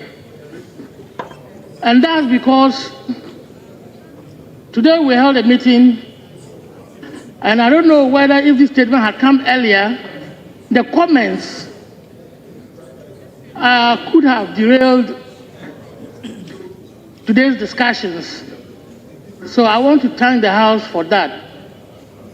Having said that, Right Honorable Speaker, it is true that when we talk about the health sovereignty, when we talk about the health resilience, when we talk about the quality of health in this country, a lot of it depends on the nurses. And so there are people that we hold in high esteem. Indeed, when you go to the hospitals, I will say that there are people who can work in any department of the hospital. So we thank them very much for the good work that they are doing for the country. And we hope that as the economy improves, probably the conditions of the nurses should also go along with that. Having said that, I want to inform the House that today we had a 4 hours fruitful discussion with the nurses. There was an understanding, and as we speak, we are waiting for their response. So I'll beg members to be very, in terms of contribution and then in terms of comments, to be measured, such that as we wait for their answer, after our discussions, after our consultations, we will not do anything that will probably mar this meeting that we had. Thank you, Honorable Speaker, for the opportunity.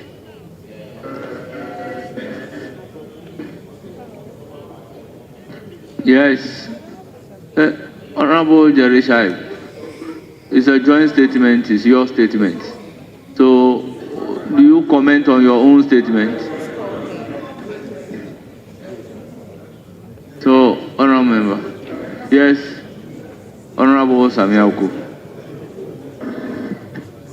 Right Honorable Speaker, I would like to commend the committee for a good job done.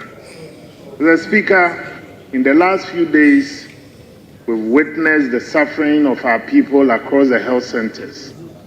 And I believe today's committee meeting hopefully will bring to an end the sufferings of our people. But it also serves as a very stark reminder of the gamut of issues affecting the health sector. And I strongly believe that instead of political apparatchiks and propagandists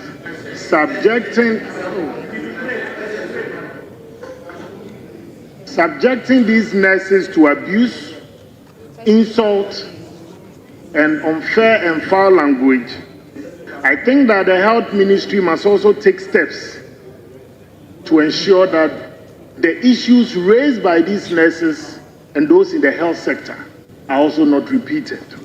Mr. Speaker, no one can anticipate the time of disaster. Just like a fish caught in a crow's net or a bird caught in a wicked trap, we can be struck by illness on any day.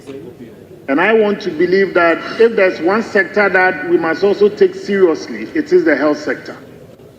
So I want to commend the committee's effort, but I also believe that the Minister for Health and the ministry too must also adopt measures that will be more embracing and communicate better to our folks in the health sector. On this note, let me commend Dr. Ayu and the team, Ahmed and the committee that also sat today together with our professionals from the health sector to bring this stand-off to a close. Thank you very much. Thank you.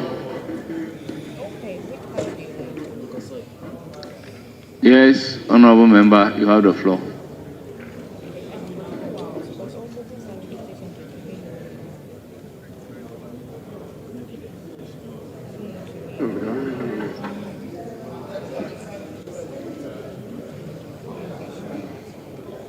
Hello?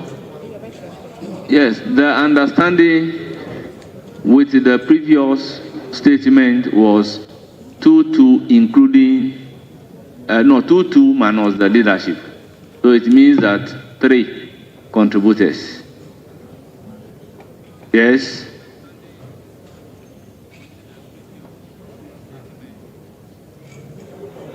Yes, Honorable, the one in front.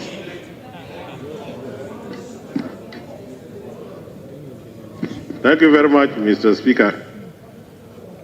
Mr. Speaker, I wish to comment on the statement made by the Honourable Member of Parliament.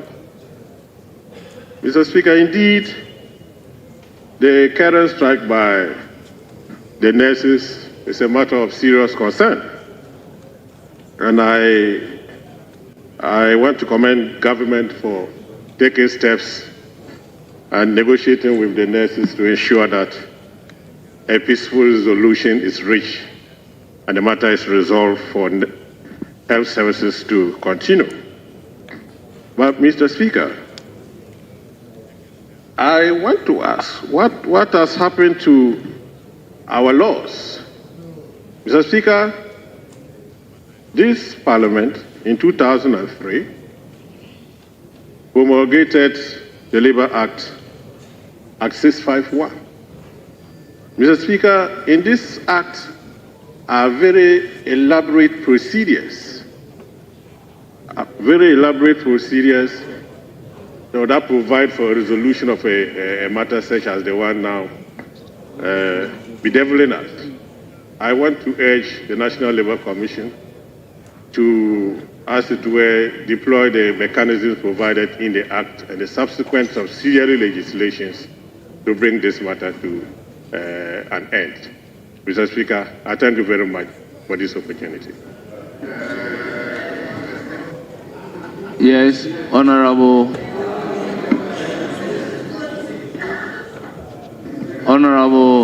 Jerry Ahmed Child. Is this not your own statement? It's a joint Speaker, statement. I'll yield to my brother. Yes. Yes, Honorable Member.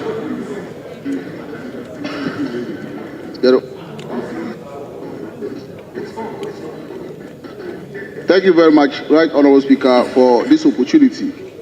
Mr. Speaker, I will first of all want to use the opportunity to commend my senior honorable member for making this statement at the right time. But, Mr. Speaker, we will have to look at our health sector very, very critical. There is too much of politics into it, which we need to take our time as a country.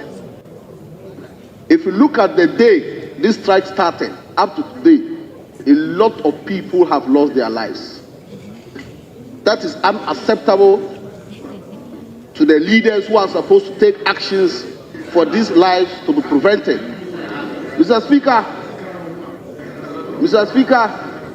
if you look at what these nurses are demanding, I think as a country we need to pay attention to these nurses. If the nurses are demanding rural incentive allowance, it's a very, very important allowance that we need to give it to them, because This will help nurses who are working in rural areas. Mr. Speaker,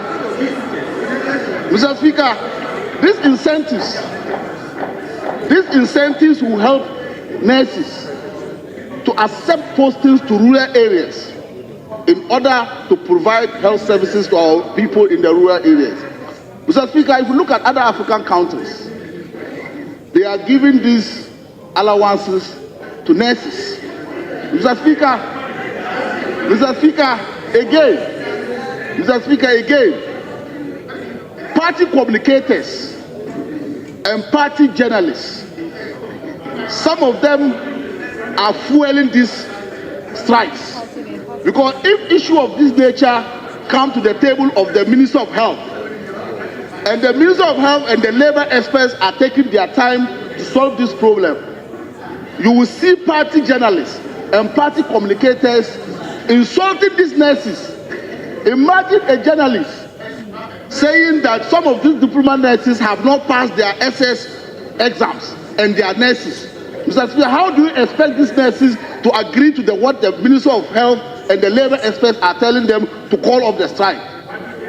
So we have to look at this issue very, very critical and make sure that whenever this issue of this nature comes to the table, we take off the party journalists and the party apparatchiks and leave the issue to the experts to deal with the issue and find amicable solution so that our nurses will go back and take care of people in the hospital. Mr. Speaker, thank you very much for this opportunity.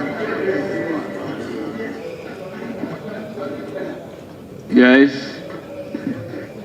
Any other member from the majority side? Yes, minority leader.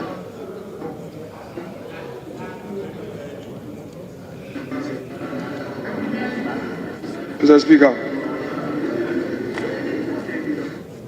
first let me commend our colleague Dr. Ayew Afriyie for bringing to this floor this very important matter.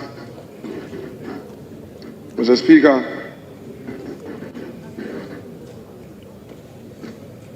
in the comments that followed after his statement,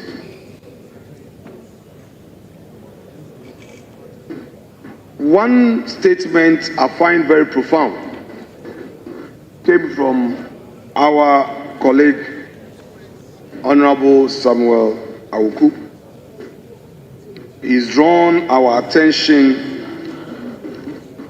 to the way some people have made this strike action a partisan matter.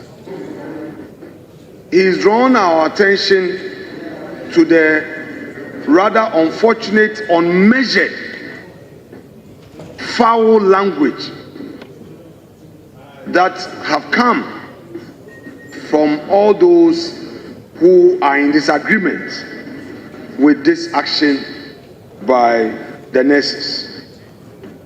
Mr. Speaker, we must not encourage such unguarded utterances, especially when there are certain demands from public sector workers who provide essential services, such as teachers, nurses, etc. Mr. Speaker,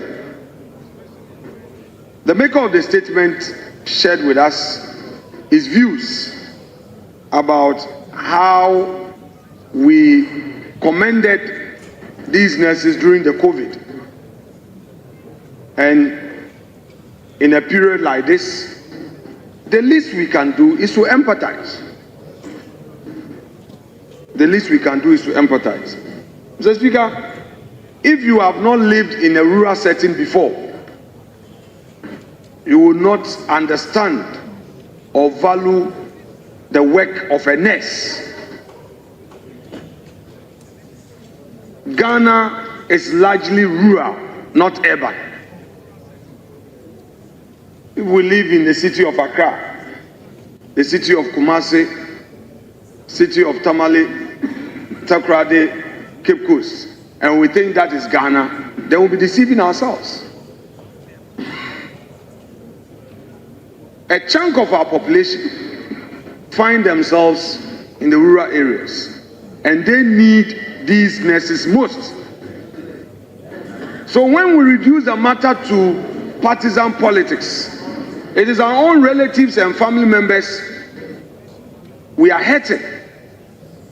And by the way, the bill will come to us, because when there is any death, they will come to you, the political leader in Accra, and demand some support. So this is not about NDC MPP politics at all.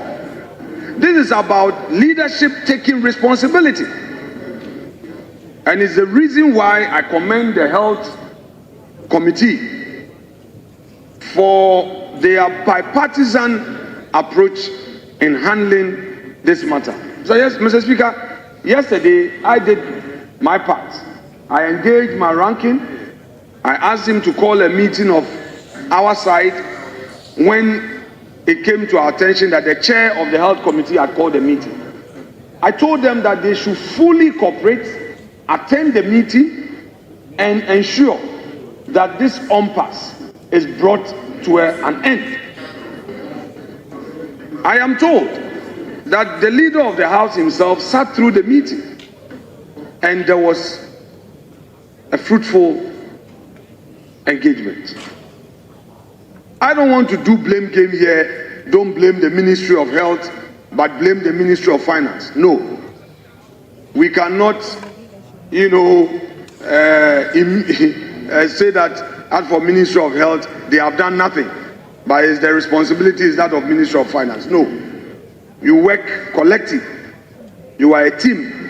It's a failure on the part of those in charge of negotiating this matter, whether Fair Wages and Salaries Commission, Labour Commission, Ministry of Health, Ministry of Finance. We have not lived up to the expectation. I do not think that these nurses are unreasonable. I do not think that these nurses are unreasonable. I think that we have failed them.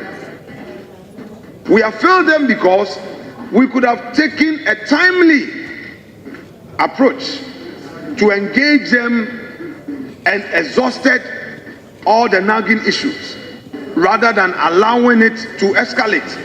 Then we turn around to do the blame game. I would want to seize this opportunity to encourage our friends in government to lead the way. You have executive authority. It's the reason why we have the Minister of Finance, we have the Minister of Health, we have the Minister responsible for Jobs and Labor. These three ministries should work together.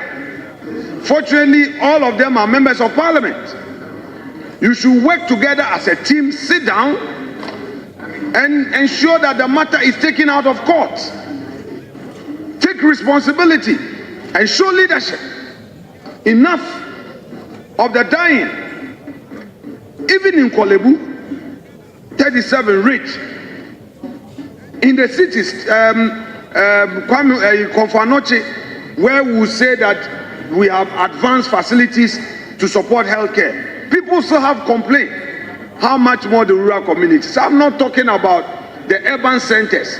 Even in the urban centers, we have some health facilities. People can have access to private medical care. But the village in Jenjenazi, in Winneba, Jahazi in Winneba, in Swetchi, where these rural folks, all they depend on is the nurse. And they go and there's no nurse, and the CHIPS compound has been closed. What we must not forget is that some of these health facilities have single health nurses. They may have just one nurse on duty. And all of them have been shut down for all these days. all these weeks. Let's not talk Kolebu. Let's talk about those in the rural areas. Somebody is going to deliver, a woman in labor. What services is she getting from the health facility nearby? And they cannot even afford a private health care. Mr. Speaker, have we looked at the mortality rates and all? So, Mr. Speaker, I would want to plead with government. This is not the time to reduce this important national issue to legalities and in the least political trivialities. We don't need it. Let's solve the problem. Mr. Speaker, our side would want to assure government of our support in resolving this matter at the parliamentary committee level. Our side would also want to plead with our nurses to expedite the engagement with government so that this impasse is brought to an end. The health, the lives of our people matter. The lives of our rural folks matter. We must save lives. The loss of a single life is a loss to the nation. Mr. Speaker, without more, I would want to conclude by calling on government to take action. Enough is enough. Thank you very much. Yes, Majority Leader. Thank you very much, Mr. Speaker. Mr. Speaker, I think a lot has been said already, and it will not serve any purpose to waste this House's time with a long speech. Mr. Speaker, I just want to place it on record that this government has not in any way tried to politicize any matter concerning the welfare of the nurses. We have not. And the midwives, we have not. So, Speaker, this is not a matter that began just yesterday. This is a matter that began somewhere in the middle or early of 2024. That is how far the matter goes back. And the matter went to court. The court didn't finish resolving it. The parties themselves resolved the matter out of court.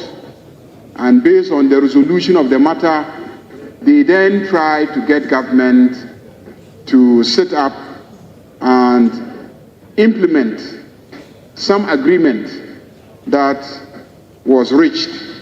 Mr. Speaker, that happened after the budget had been approved by this House. And so the appeal has always been that it will be difficult to absorb it in the budget as concluded. And therefore, we have always pleaded with the nurses to let us look at it in next year's budget. That has been the position of government. Government has never in any way expressed lack of appreciation to the plight of our nurses and midwives.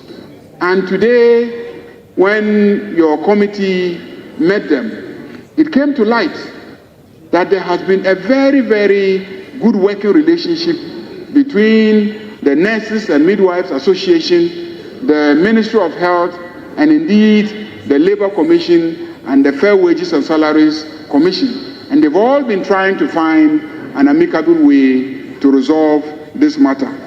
Mr. Speaker, I have not heard so-called party apparatchiks or so-called party communicators or so-called party journalists trying to undermine the interests and concerns of these nurses. We all depend on these nurses and their services at very, very critical stages. Mr. Speaker, all of us as members of Parliament know that there are so many health facilities in our constituencies at which, but for these nurses and midwives, our people will not have access to health care. So we value them, we appreciate them, and we know the conditions, the very trying circumstances that they try to deliver their services. We know this. We know this.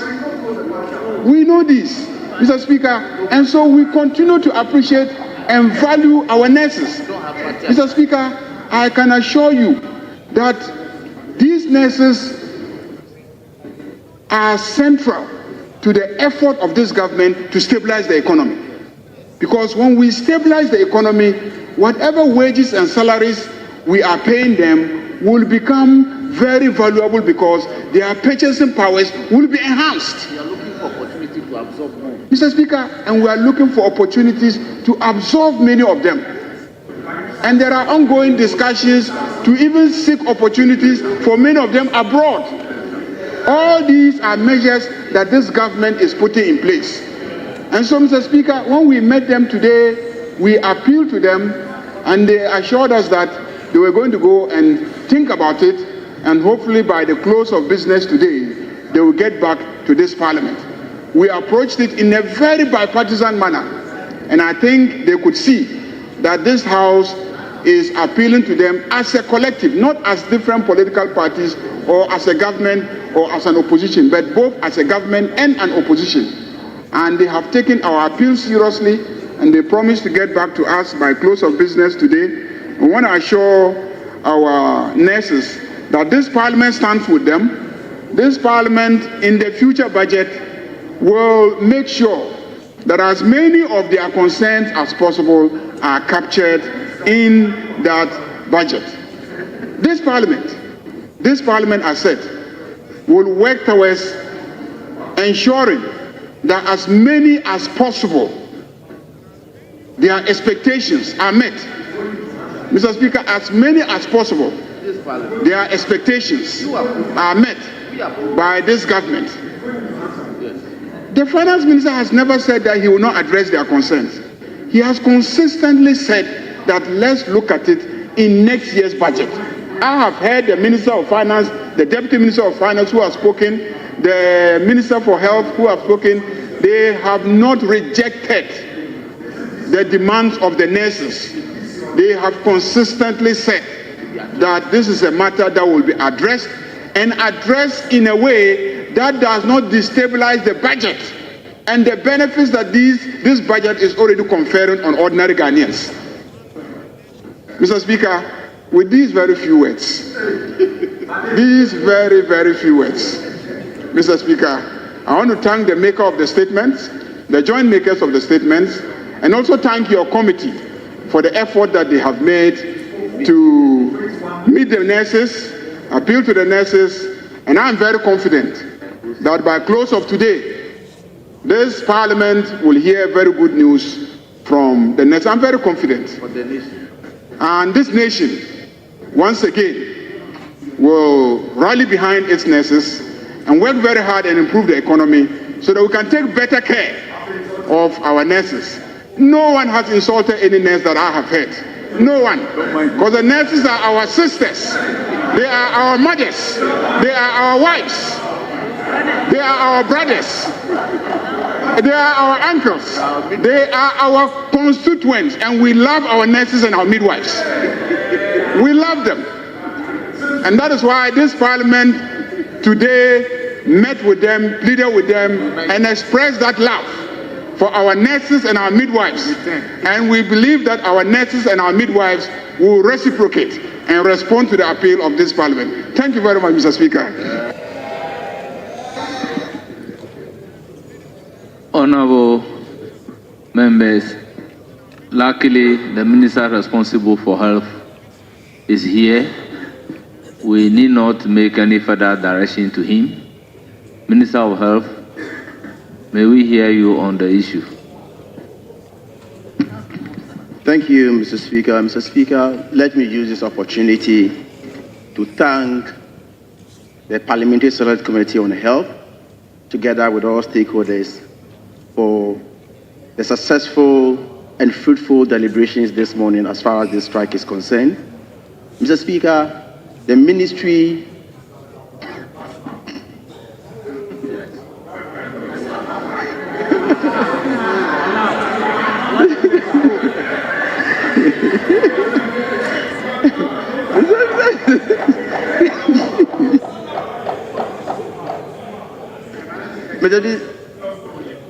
Mr. Speaker, the Ministry of Health is the mother ministry for the nurses and midwives, and will continue to behave like mothers for these nurses and midwives. Mr. Speaker, let me assure you that out of the fruitful deliberations we had this morning, once the strike is called off, we are committed in engaging our nurses and midwives to arrive at a mutually acceptable conditions so that, Mr. Speaker, they will continue to do what they do best to contribute to the health care of this sector. I thank you for the opportunity. Honourable members, that brings us to the end of that statement.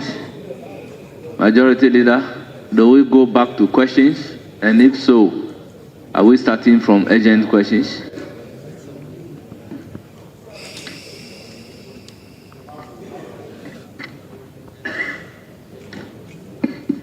Honourable members, we have urgent questions, mostly slated for the Minister responsible for health to respond to. Honourable members, the Minister of Health is in the House to respond to those questions. So let's proceed to take the question number 6A, standing in the name of Honourable Pius Kwame Nkwa, Sefi Akuntumbra. Honourable member, you have the floor. Thank you, Right Honourable Speaker. Speaker, I rise to ask the Minister of Health the current state of the Nzaura Health Center and the plans of government to make it operational. Thank you very much. Minister, you have the floor.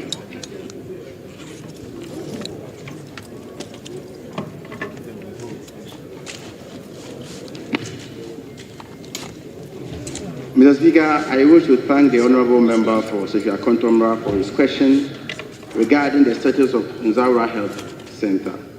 The Nzaura Health Center, located in the Western North region, was established to serve the healthcare needs of the people of Nzaura and its surrounding communities.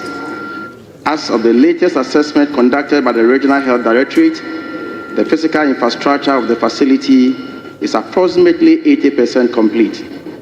Despite the center not being fully completed, key components such as the consulting rooms, the physical infrastructure of the facility is approximately 80% complete. Despite the center not being fully completed, key components such as the consulting rooms, offices, and sections of the wards are currently in use and delivering essential services. However, there are still outstanding tasks such as completing the staff bungalows, external patient washrooms, wards, and medical stores, as well as painting the main clinical block. The facility requires proper and dedicated access alongside the execution of essential external works such as pavement, drainage systems, and soft landscaping. Mr. Speaker, the delay in fully completing the operation and operationalizing the facility is largely attributable to insufficient budgetary allocations over the years. That said, I wish to assure this August House but the Ministry of Health, in collaboration with the Ghana Health Service, is committed to prioritizing the completion of Nzara Health Center. The ministry will identify a dedicated sources of funding to address and complete the outstanding scope, which may include the procurement of medical and non-medical equipment, ICT installations, and other improvements as may be required in consultation with the stakeholders. In conclusion, Mr. Speaker, I wish to assure the honourable member and the good people of Nzara that the ministry remains fully committed to ensuring equitable access to quality healthcare for all Ghanaians. Given its strategic location and relevance to the local health delivery network, the Nzara Health Center will remain a priority in our healthcare strengthening agenda. Thank you, Mr. Speaker. Honourable member, any supplementary question? Yes, thank you, Honourable Speaker. Honourable Minister, could you please brief this House? Because Nzara Health Center has been an albatross on our neck for some time now. So could you brief this House on the timelines for the commencement of these additional works as suggested in your answer? Thank you. Honourable member, any timeline? Mr. Speaker, thank you. Mr. Speaker, as you all know, the 2025 budget has already been approved, and therefore we will try our best if it can be captured in the 2026 budget. Thank you. Any further supplementary? Speaker, I know any other question, but just to thank the Honourable Minister, because today I know upon all his busy schedules, I was not expecting him, but through his commitment for the people of Akonto. Honourable members, you thank the minister. That is okay. Let's move to question number 6B. Standing in the name of Francis Xavier Kojo Sosu. Honourable member, you have the floor. Thank you very much, Right Honourable Speaker. Mr. Speaker, I rise to ask the Minister for Health the steps being taken to modernize the Pantan Hospital into a premium center of excellence in health delivery. Yes, Honourable Minister, you have the floor.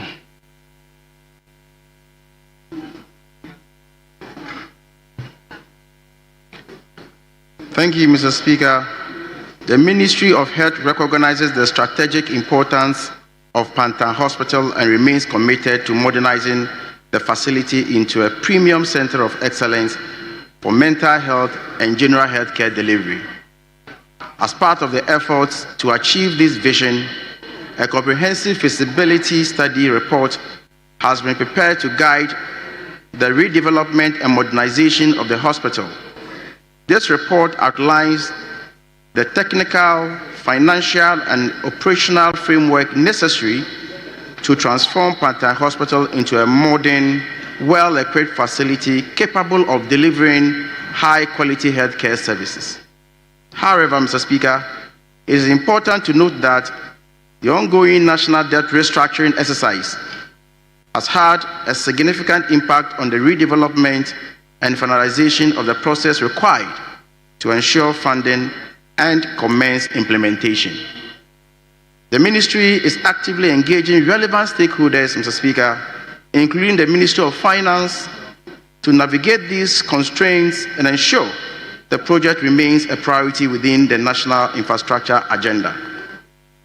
We remain committed to advancing the necessary processes as physical conditions improve, with the goal of delivering a world-class health facility that meets the growing health needs of the people of Medina and the country as a whole.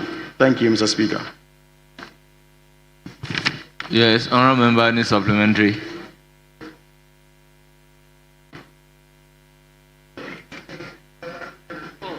Honourable Minister, the microphone. Mr. Speaker, I have one supplementary. Mr. Honorable Minister, given the nature of the constraints, would the ministry be considering a potential PPP arrangement or private participation to ensure that the Panther Hospital receives a facelift? Thank you, Mr. Speaker. Yes, Honorable Minister.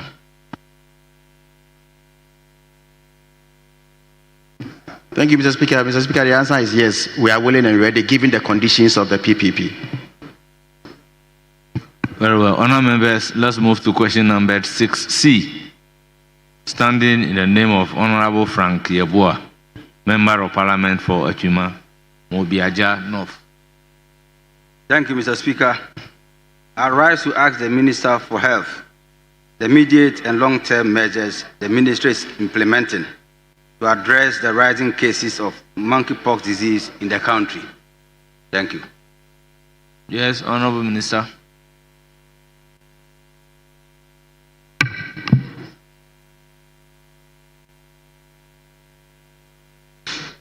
Mr. Speaker, the emergence and resurgence of zoonotic diseases such as mpox remain a significant global public health concern. Ghana recorded its first cases during the 2022 global outbreak, reporting 128 confirmed cases and 4 deaths within 2022 and 2023, and 5 cases in 2024.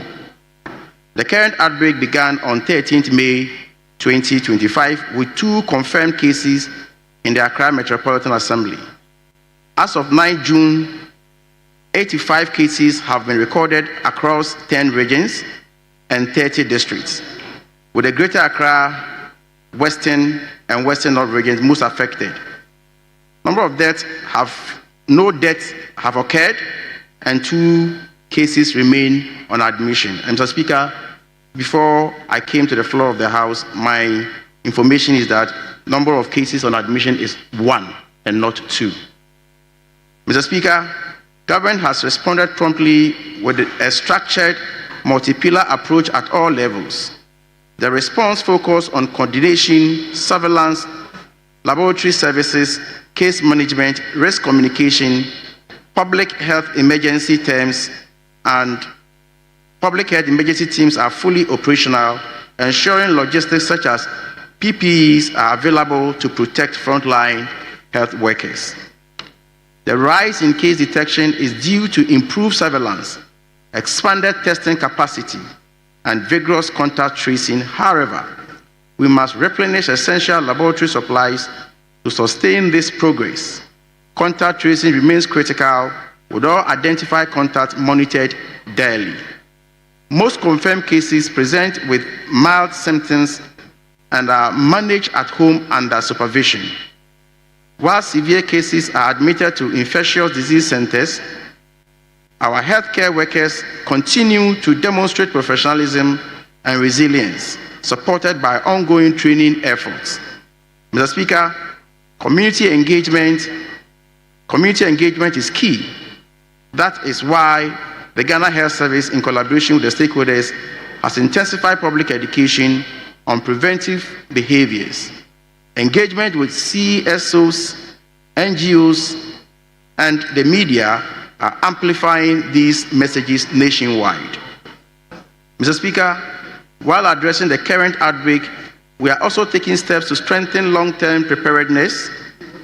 These include building capacity, pre-positioning logistics, sustaining integrated surveillance, exploring innovative financing, and considering targeted vaccination for high-risk groups.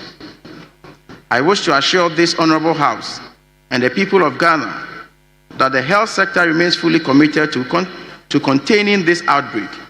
I respectfully urge honorable members to support ongoing efforts by promoting key preventive messages and supporting health directorates within their constituencies. Thank you, Mr. Speaker. Thank you, Honorable Minister. Any supplementary question? Thank you, Mr. Speaker. There's no further question, except to thank the Minister for his answer. Thank you. Thank you. Honorable members, we have the last urgent question on the order paper, addendum, standing in the name of the minority leader. Is any member having his authority to ask the question? Order paper, addendum 2. Well, honourable members, let's move on. Very well.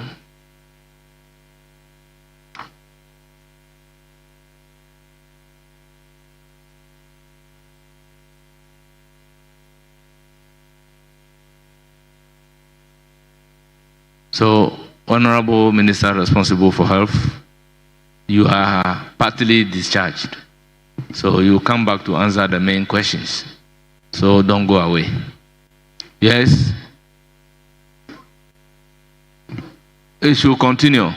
Very well.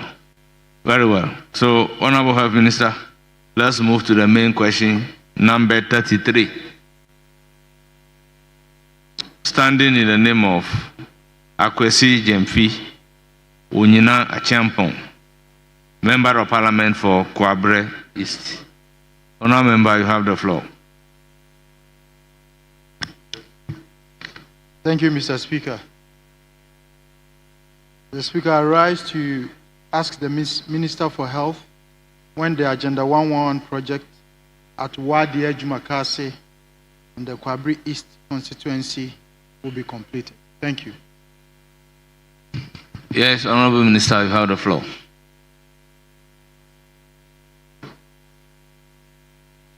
Mr. Speaker, I wish to mention that Wadi Jumakase site was not initially included in the Agenda 111 project.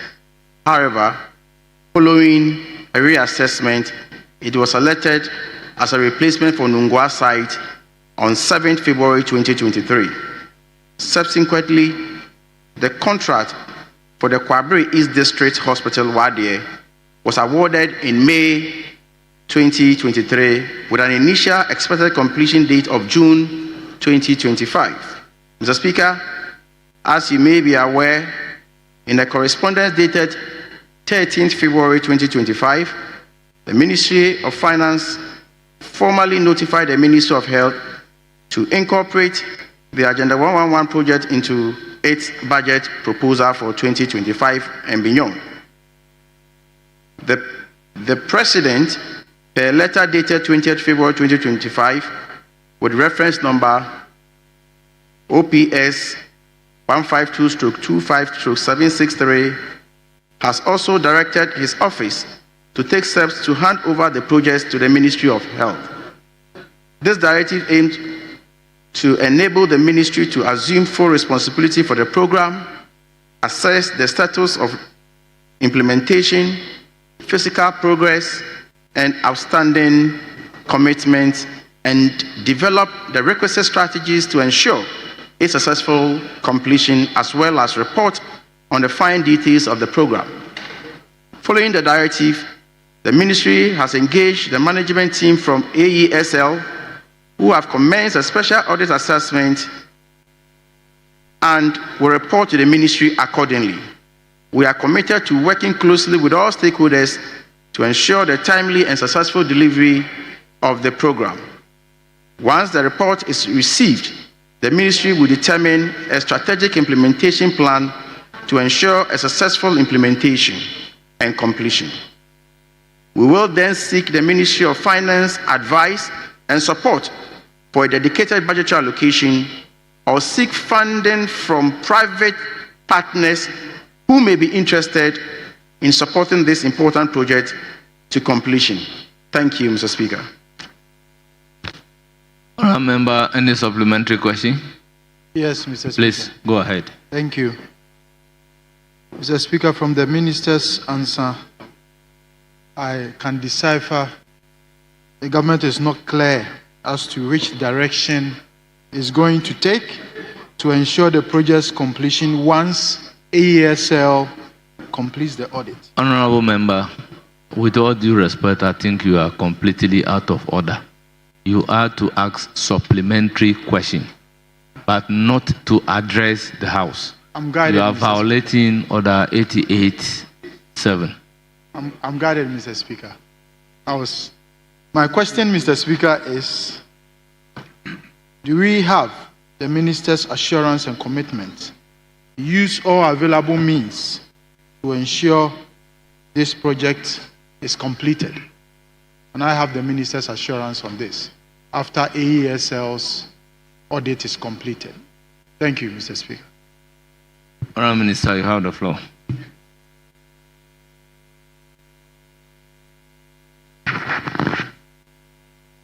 Mr. Speaker, as I have already stated, the entire Agenda 111 project is under audit, and once they complete their work, a blueprint will be developed out of it to decide and to determine the way forward.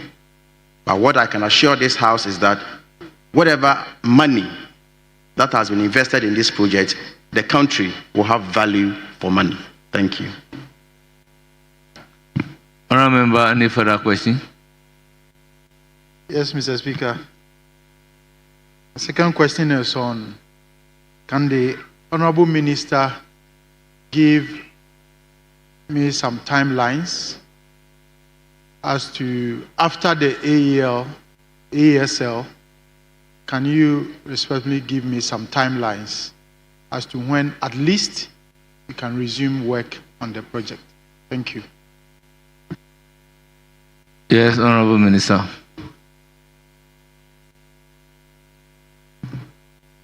Mr. Speaker, giving specific timelines will be a bit difficult. It is out of the audit and availability of funding that will determine how expeditious the project or the program will run. And so to give specific timeline will be problematic at this stage. Yes, any last supplementary?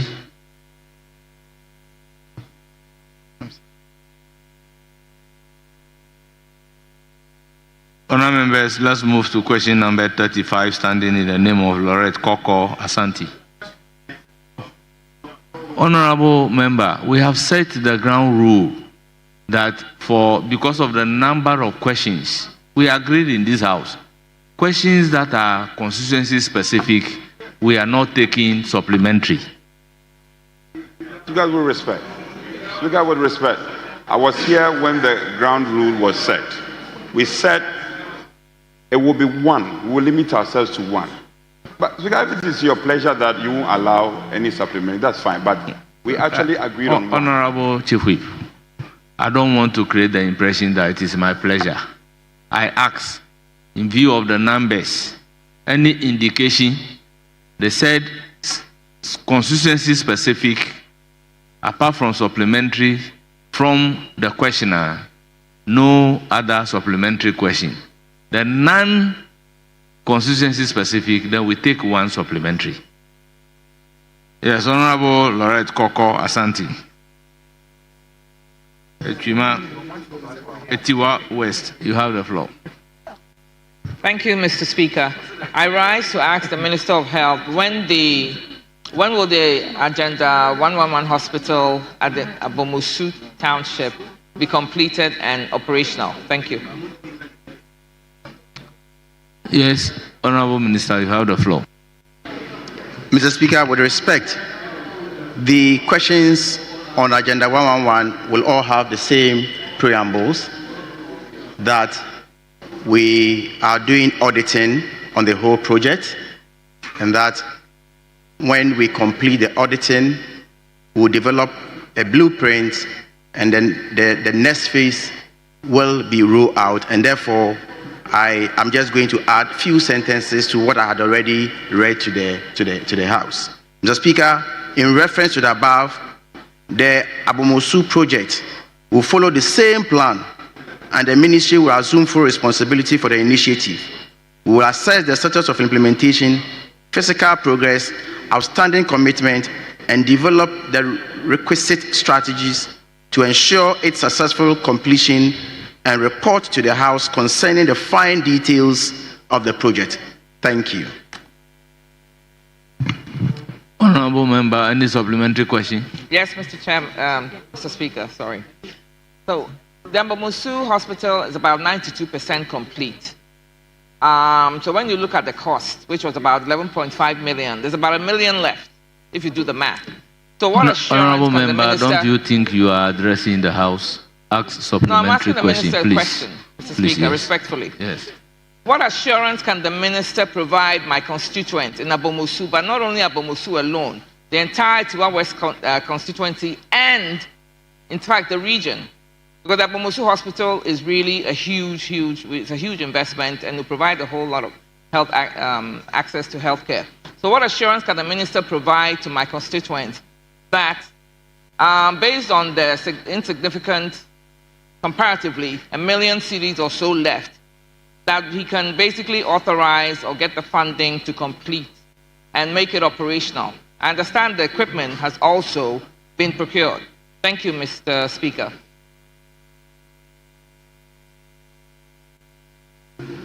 Thank you, Mr. Speaker. Mr. Speaker, let me assure the House that once AESL completes its work, we will ensure that a facility that is about 90% complete will see to its full completion and operationalization. Thank you. Any further question? Yes, Mr. Speaker. So, based on your assurance today, Honorable Minister, can you assure us that the government is not going to rely on private partnership to seek the 1 million cedis to complete the Abomosu Hospital? Thank you, Mr. Speaker. Thank you.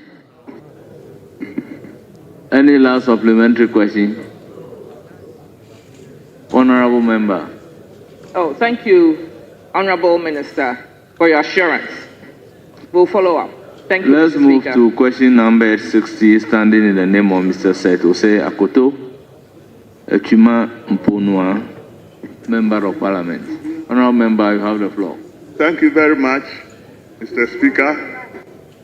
I rise to ask the Minister for Health the immediate plans of the Ministry to furnish and operationalize community health planning services compounds that have been completed and situated at 1, Tishiwere, 2, Bedabo, 3, Ochirikrom, and finally, Gogokrom communities.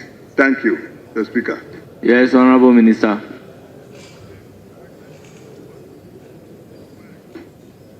Thank you, Mr. Speaker. Mr. Speaker, I wish to inform this House that the aforementioned CHIPS compounds were executed by the Akuma Mponua District Assembly. This information has just been brought to the attention of the Ministry.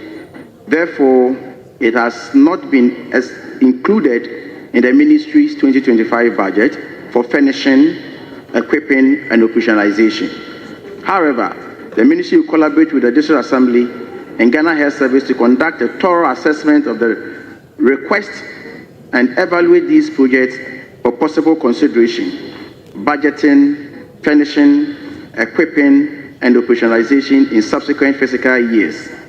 It is important to emphasize that the implementation of these projects will be contingent upon the level of budgetary allocation to the Ministry in the ensuing years.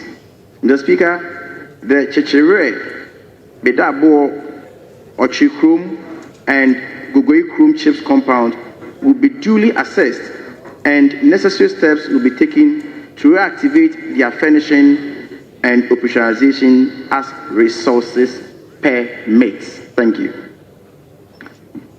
Honorable member, you have a follow-up question? Please do. Honorable Minister, thank you very much for the answer.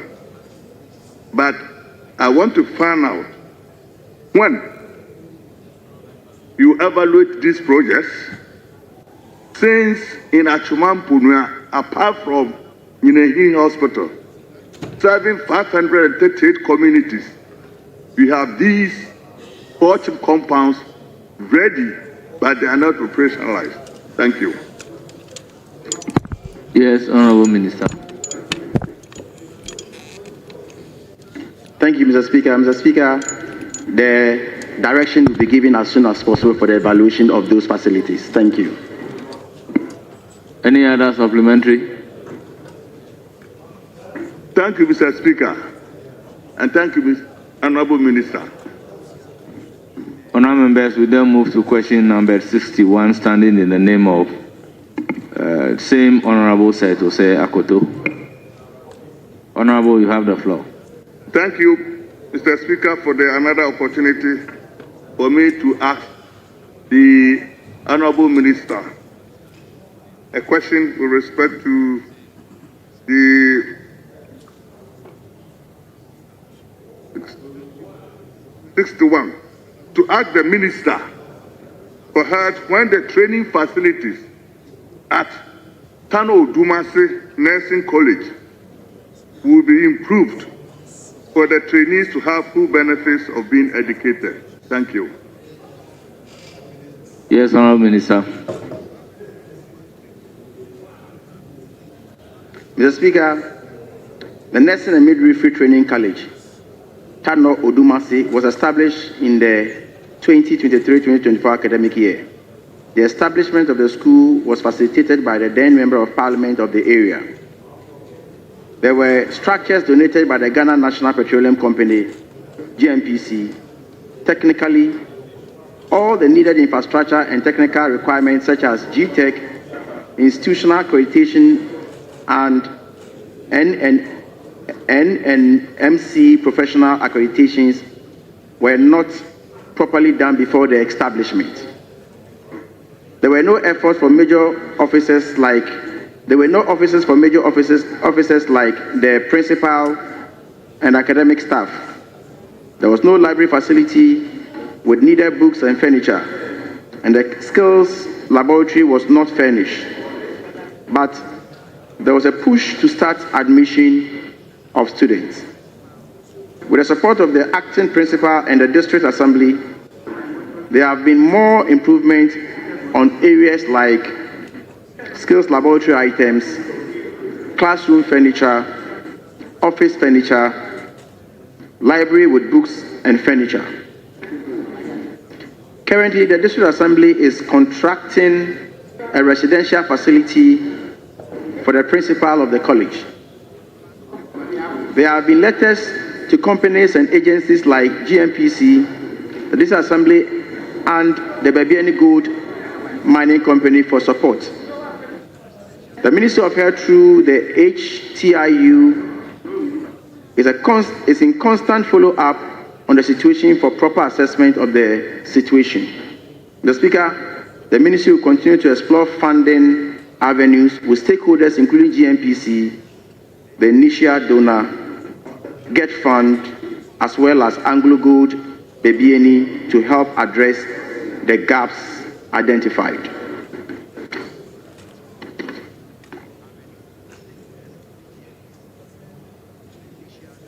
Yes, Honourable Member, any supplementary question? Yes, Mr. Speaker.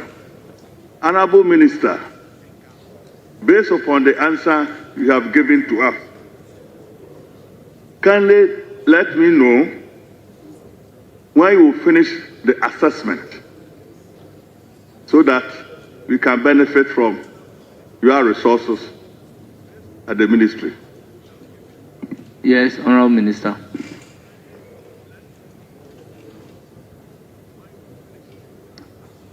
Thank you, Mr. Speaker. Mr. Speaker, the assessment, in fact, before I even appear on the floor of the House, the instruction has been issued for the assessment to commence. And so we are linking up with the other stakeholders to see whether we can raise enough funding for the continuation of the project. Honourable Member, any other supplementary? Yes, Mr. Speaker. Honourable Minister, may I find out whether the staff, you have casual staff at the nursing training, whether you are aware, and if you are aware, what steps are you taking to give them employment? Thank you. Honourable Member, with all due respect, this question is overruled.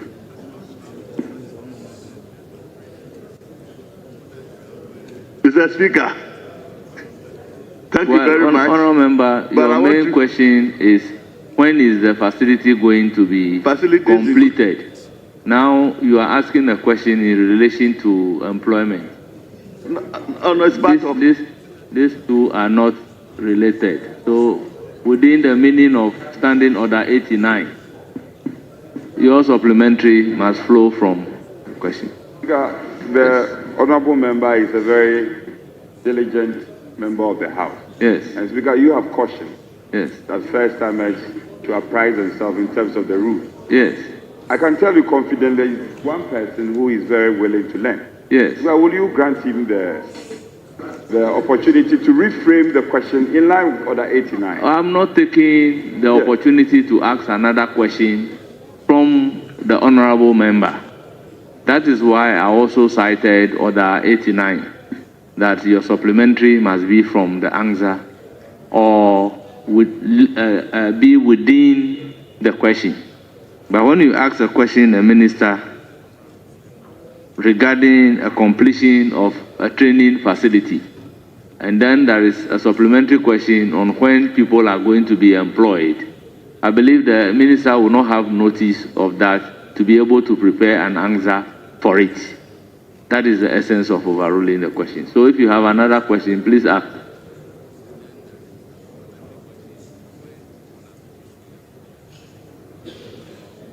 Thank you, Mr. Speaker, for another opportunity to ask the Honorable Minister. Honorable Minister, may I find out when you adopt the plan to be adopted by the ministry as indicated in your response? Thank you.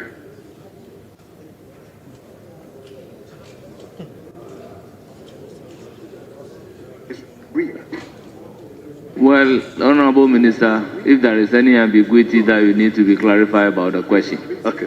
Mr. Speaker, may I take the opportunity to read it to the Honorable Minister? Yes, please do. The last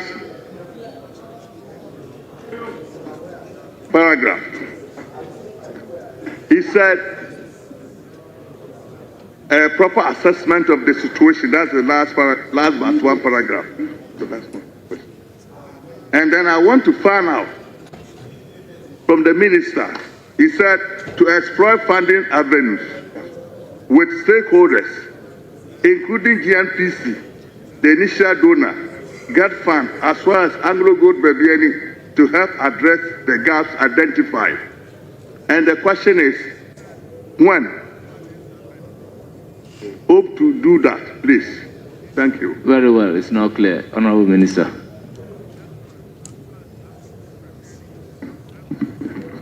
Thank you, Mr. Speaker. Mr. Speaker, that aspect of the answer is quite clear and non-ambiguous, and if I may repeat, that, Mr. Speaker, the ministry will continue in motion.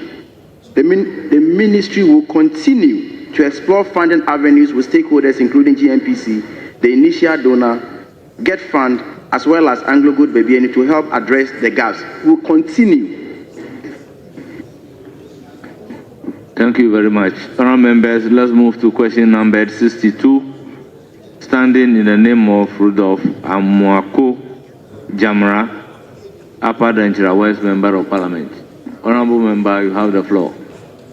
Thank you, Mr. Speaker. Mr. Speaker, I would like to correct my name. Once again, it's Rudolph Amwaku Jampa.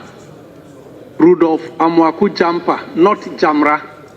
So, table office and clerk should take note of it. Thank you, Speaker. Speaker, I'll continue to ask my question.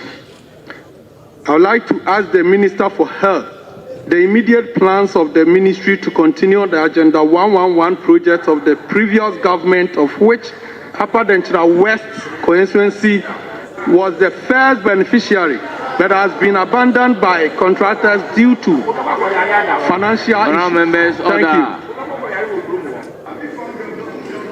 Yes, Honourable Minister.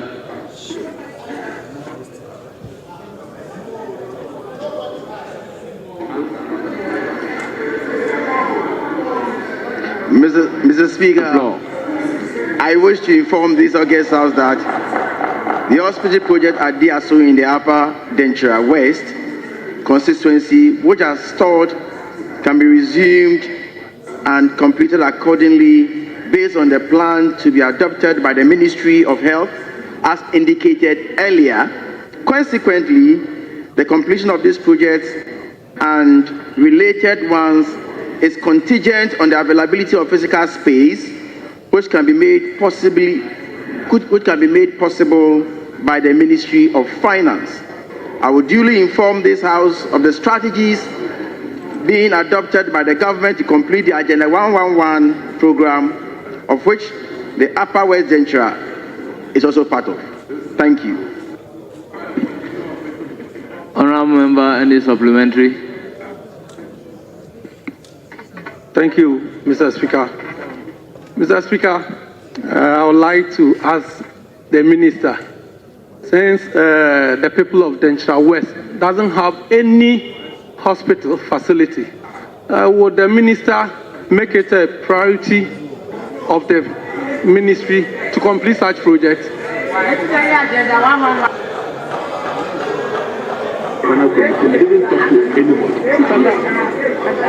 Honourable members, order. Honourable members, order.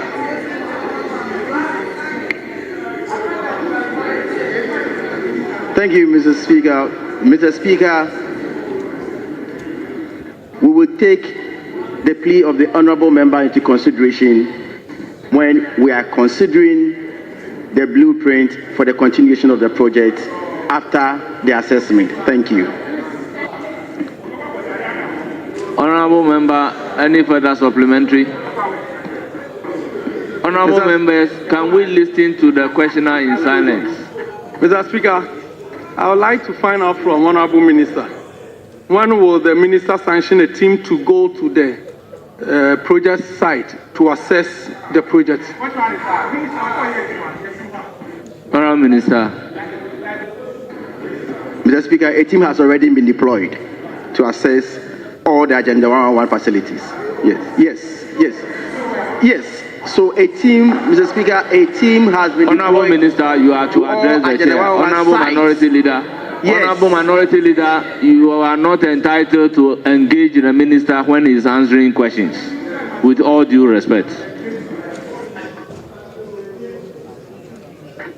Thank you, Speaker. I'm done. Very well. Honourable members, let's move to question number 84. Standing in the name of Dr. Kinsley Ajiman, Ebuakwa South Member of Parliament. Thank you very much, Right Honourable Speaker. I seek to ask the Minister for Health the plans the Ministry has to replace the damaged ambulance of Ebuakwa South constituency, which was involved in an accident on the 7th of November 2023. Yes, Honourable Minister. Where did you go? I have not been to anybody.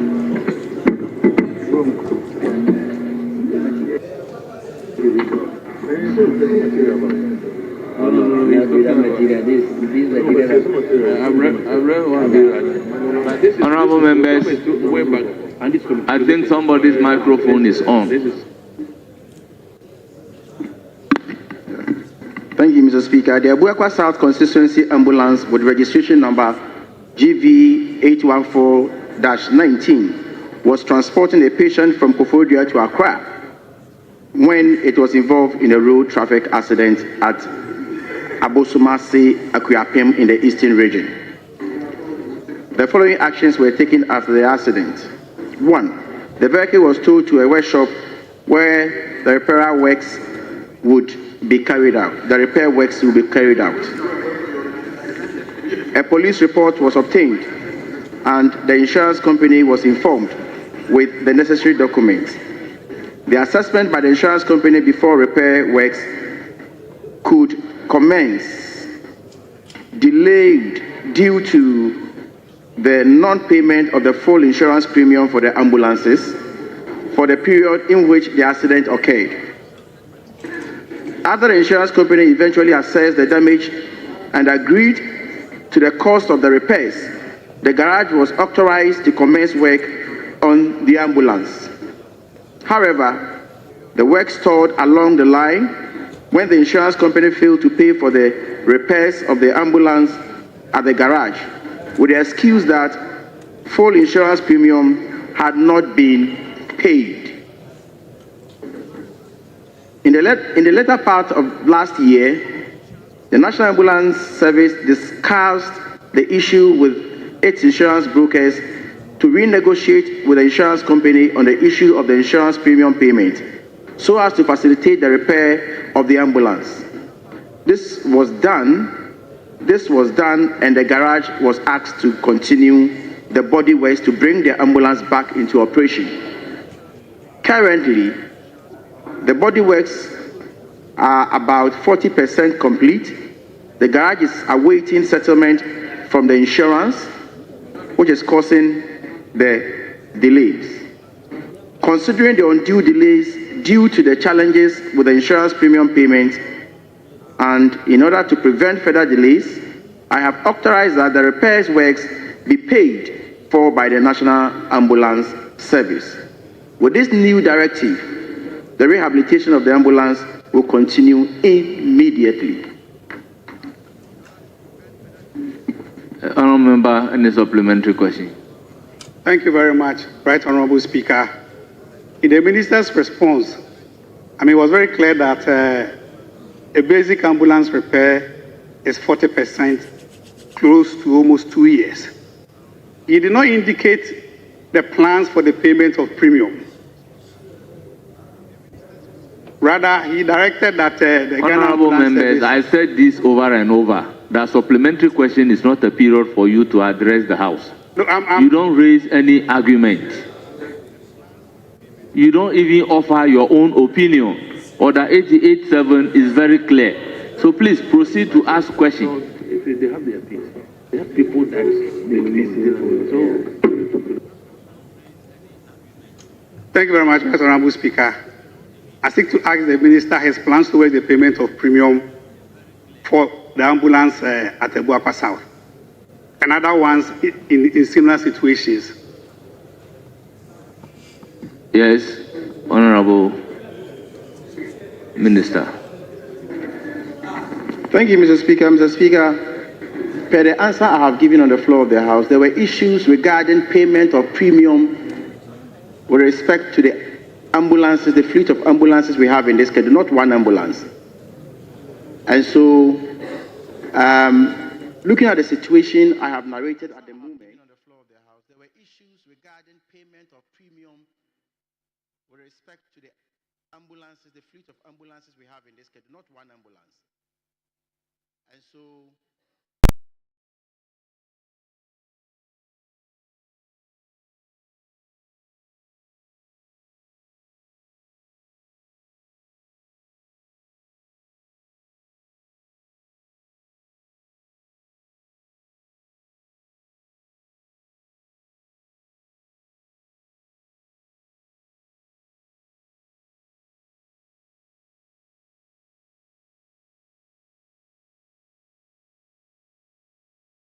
Charlotte, Obapeyin Eko Anan, Opeyin Nana Beyin Hackman, Ebusuapeyin Nana Minta Nkamfwa, Achiamefo Eko Akonyi, Ahin brothers and sisters and their children regret to announce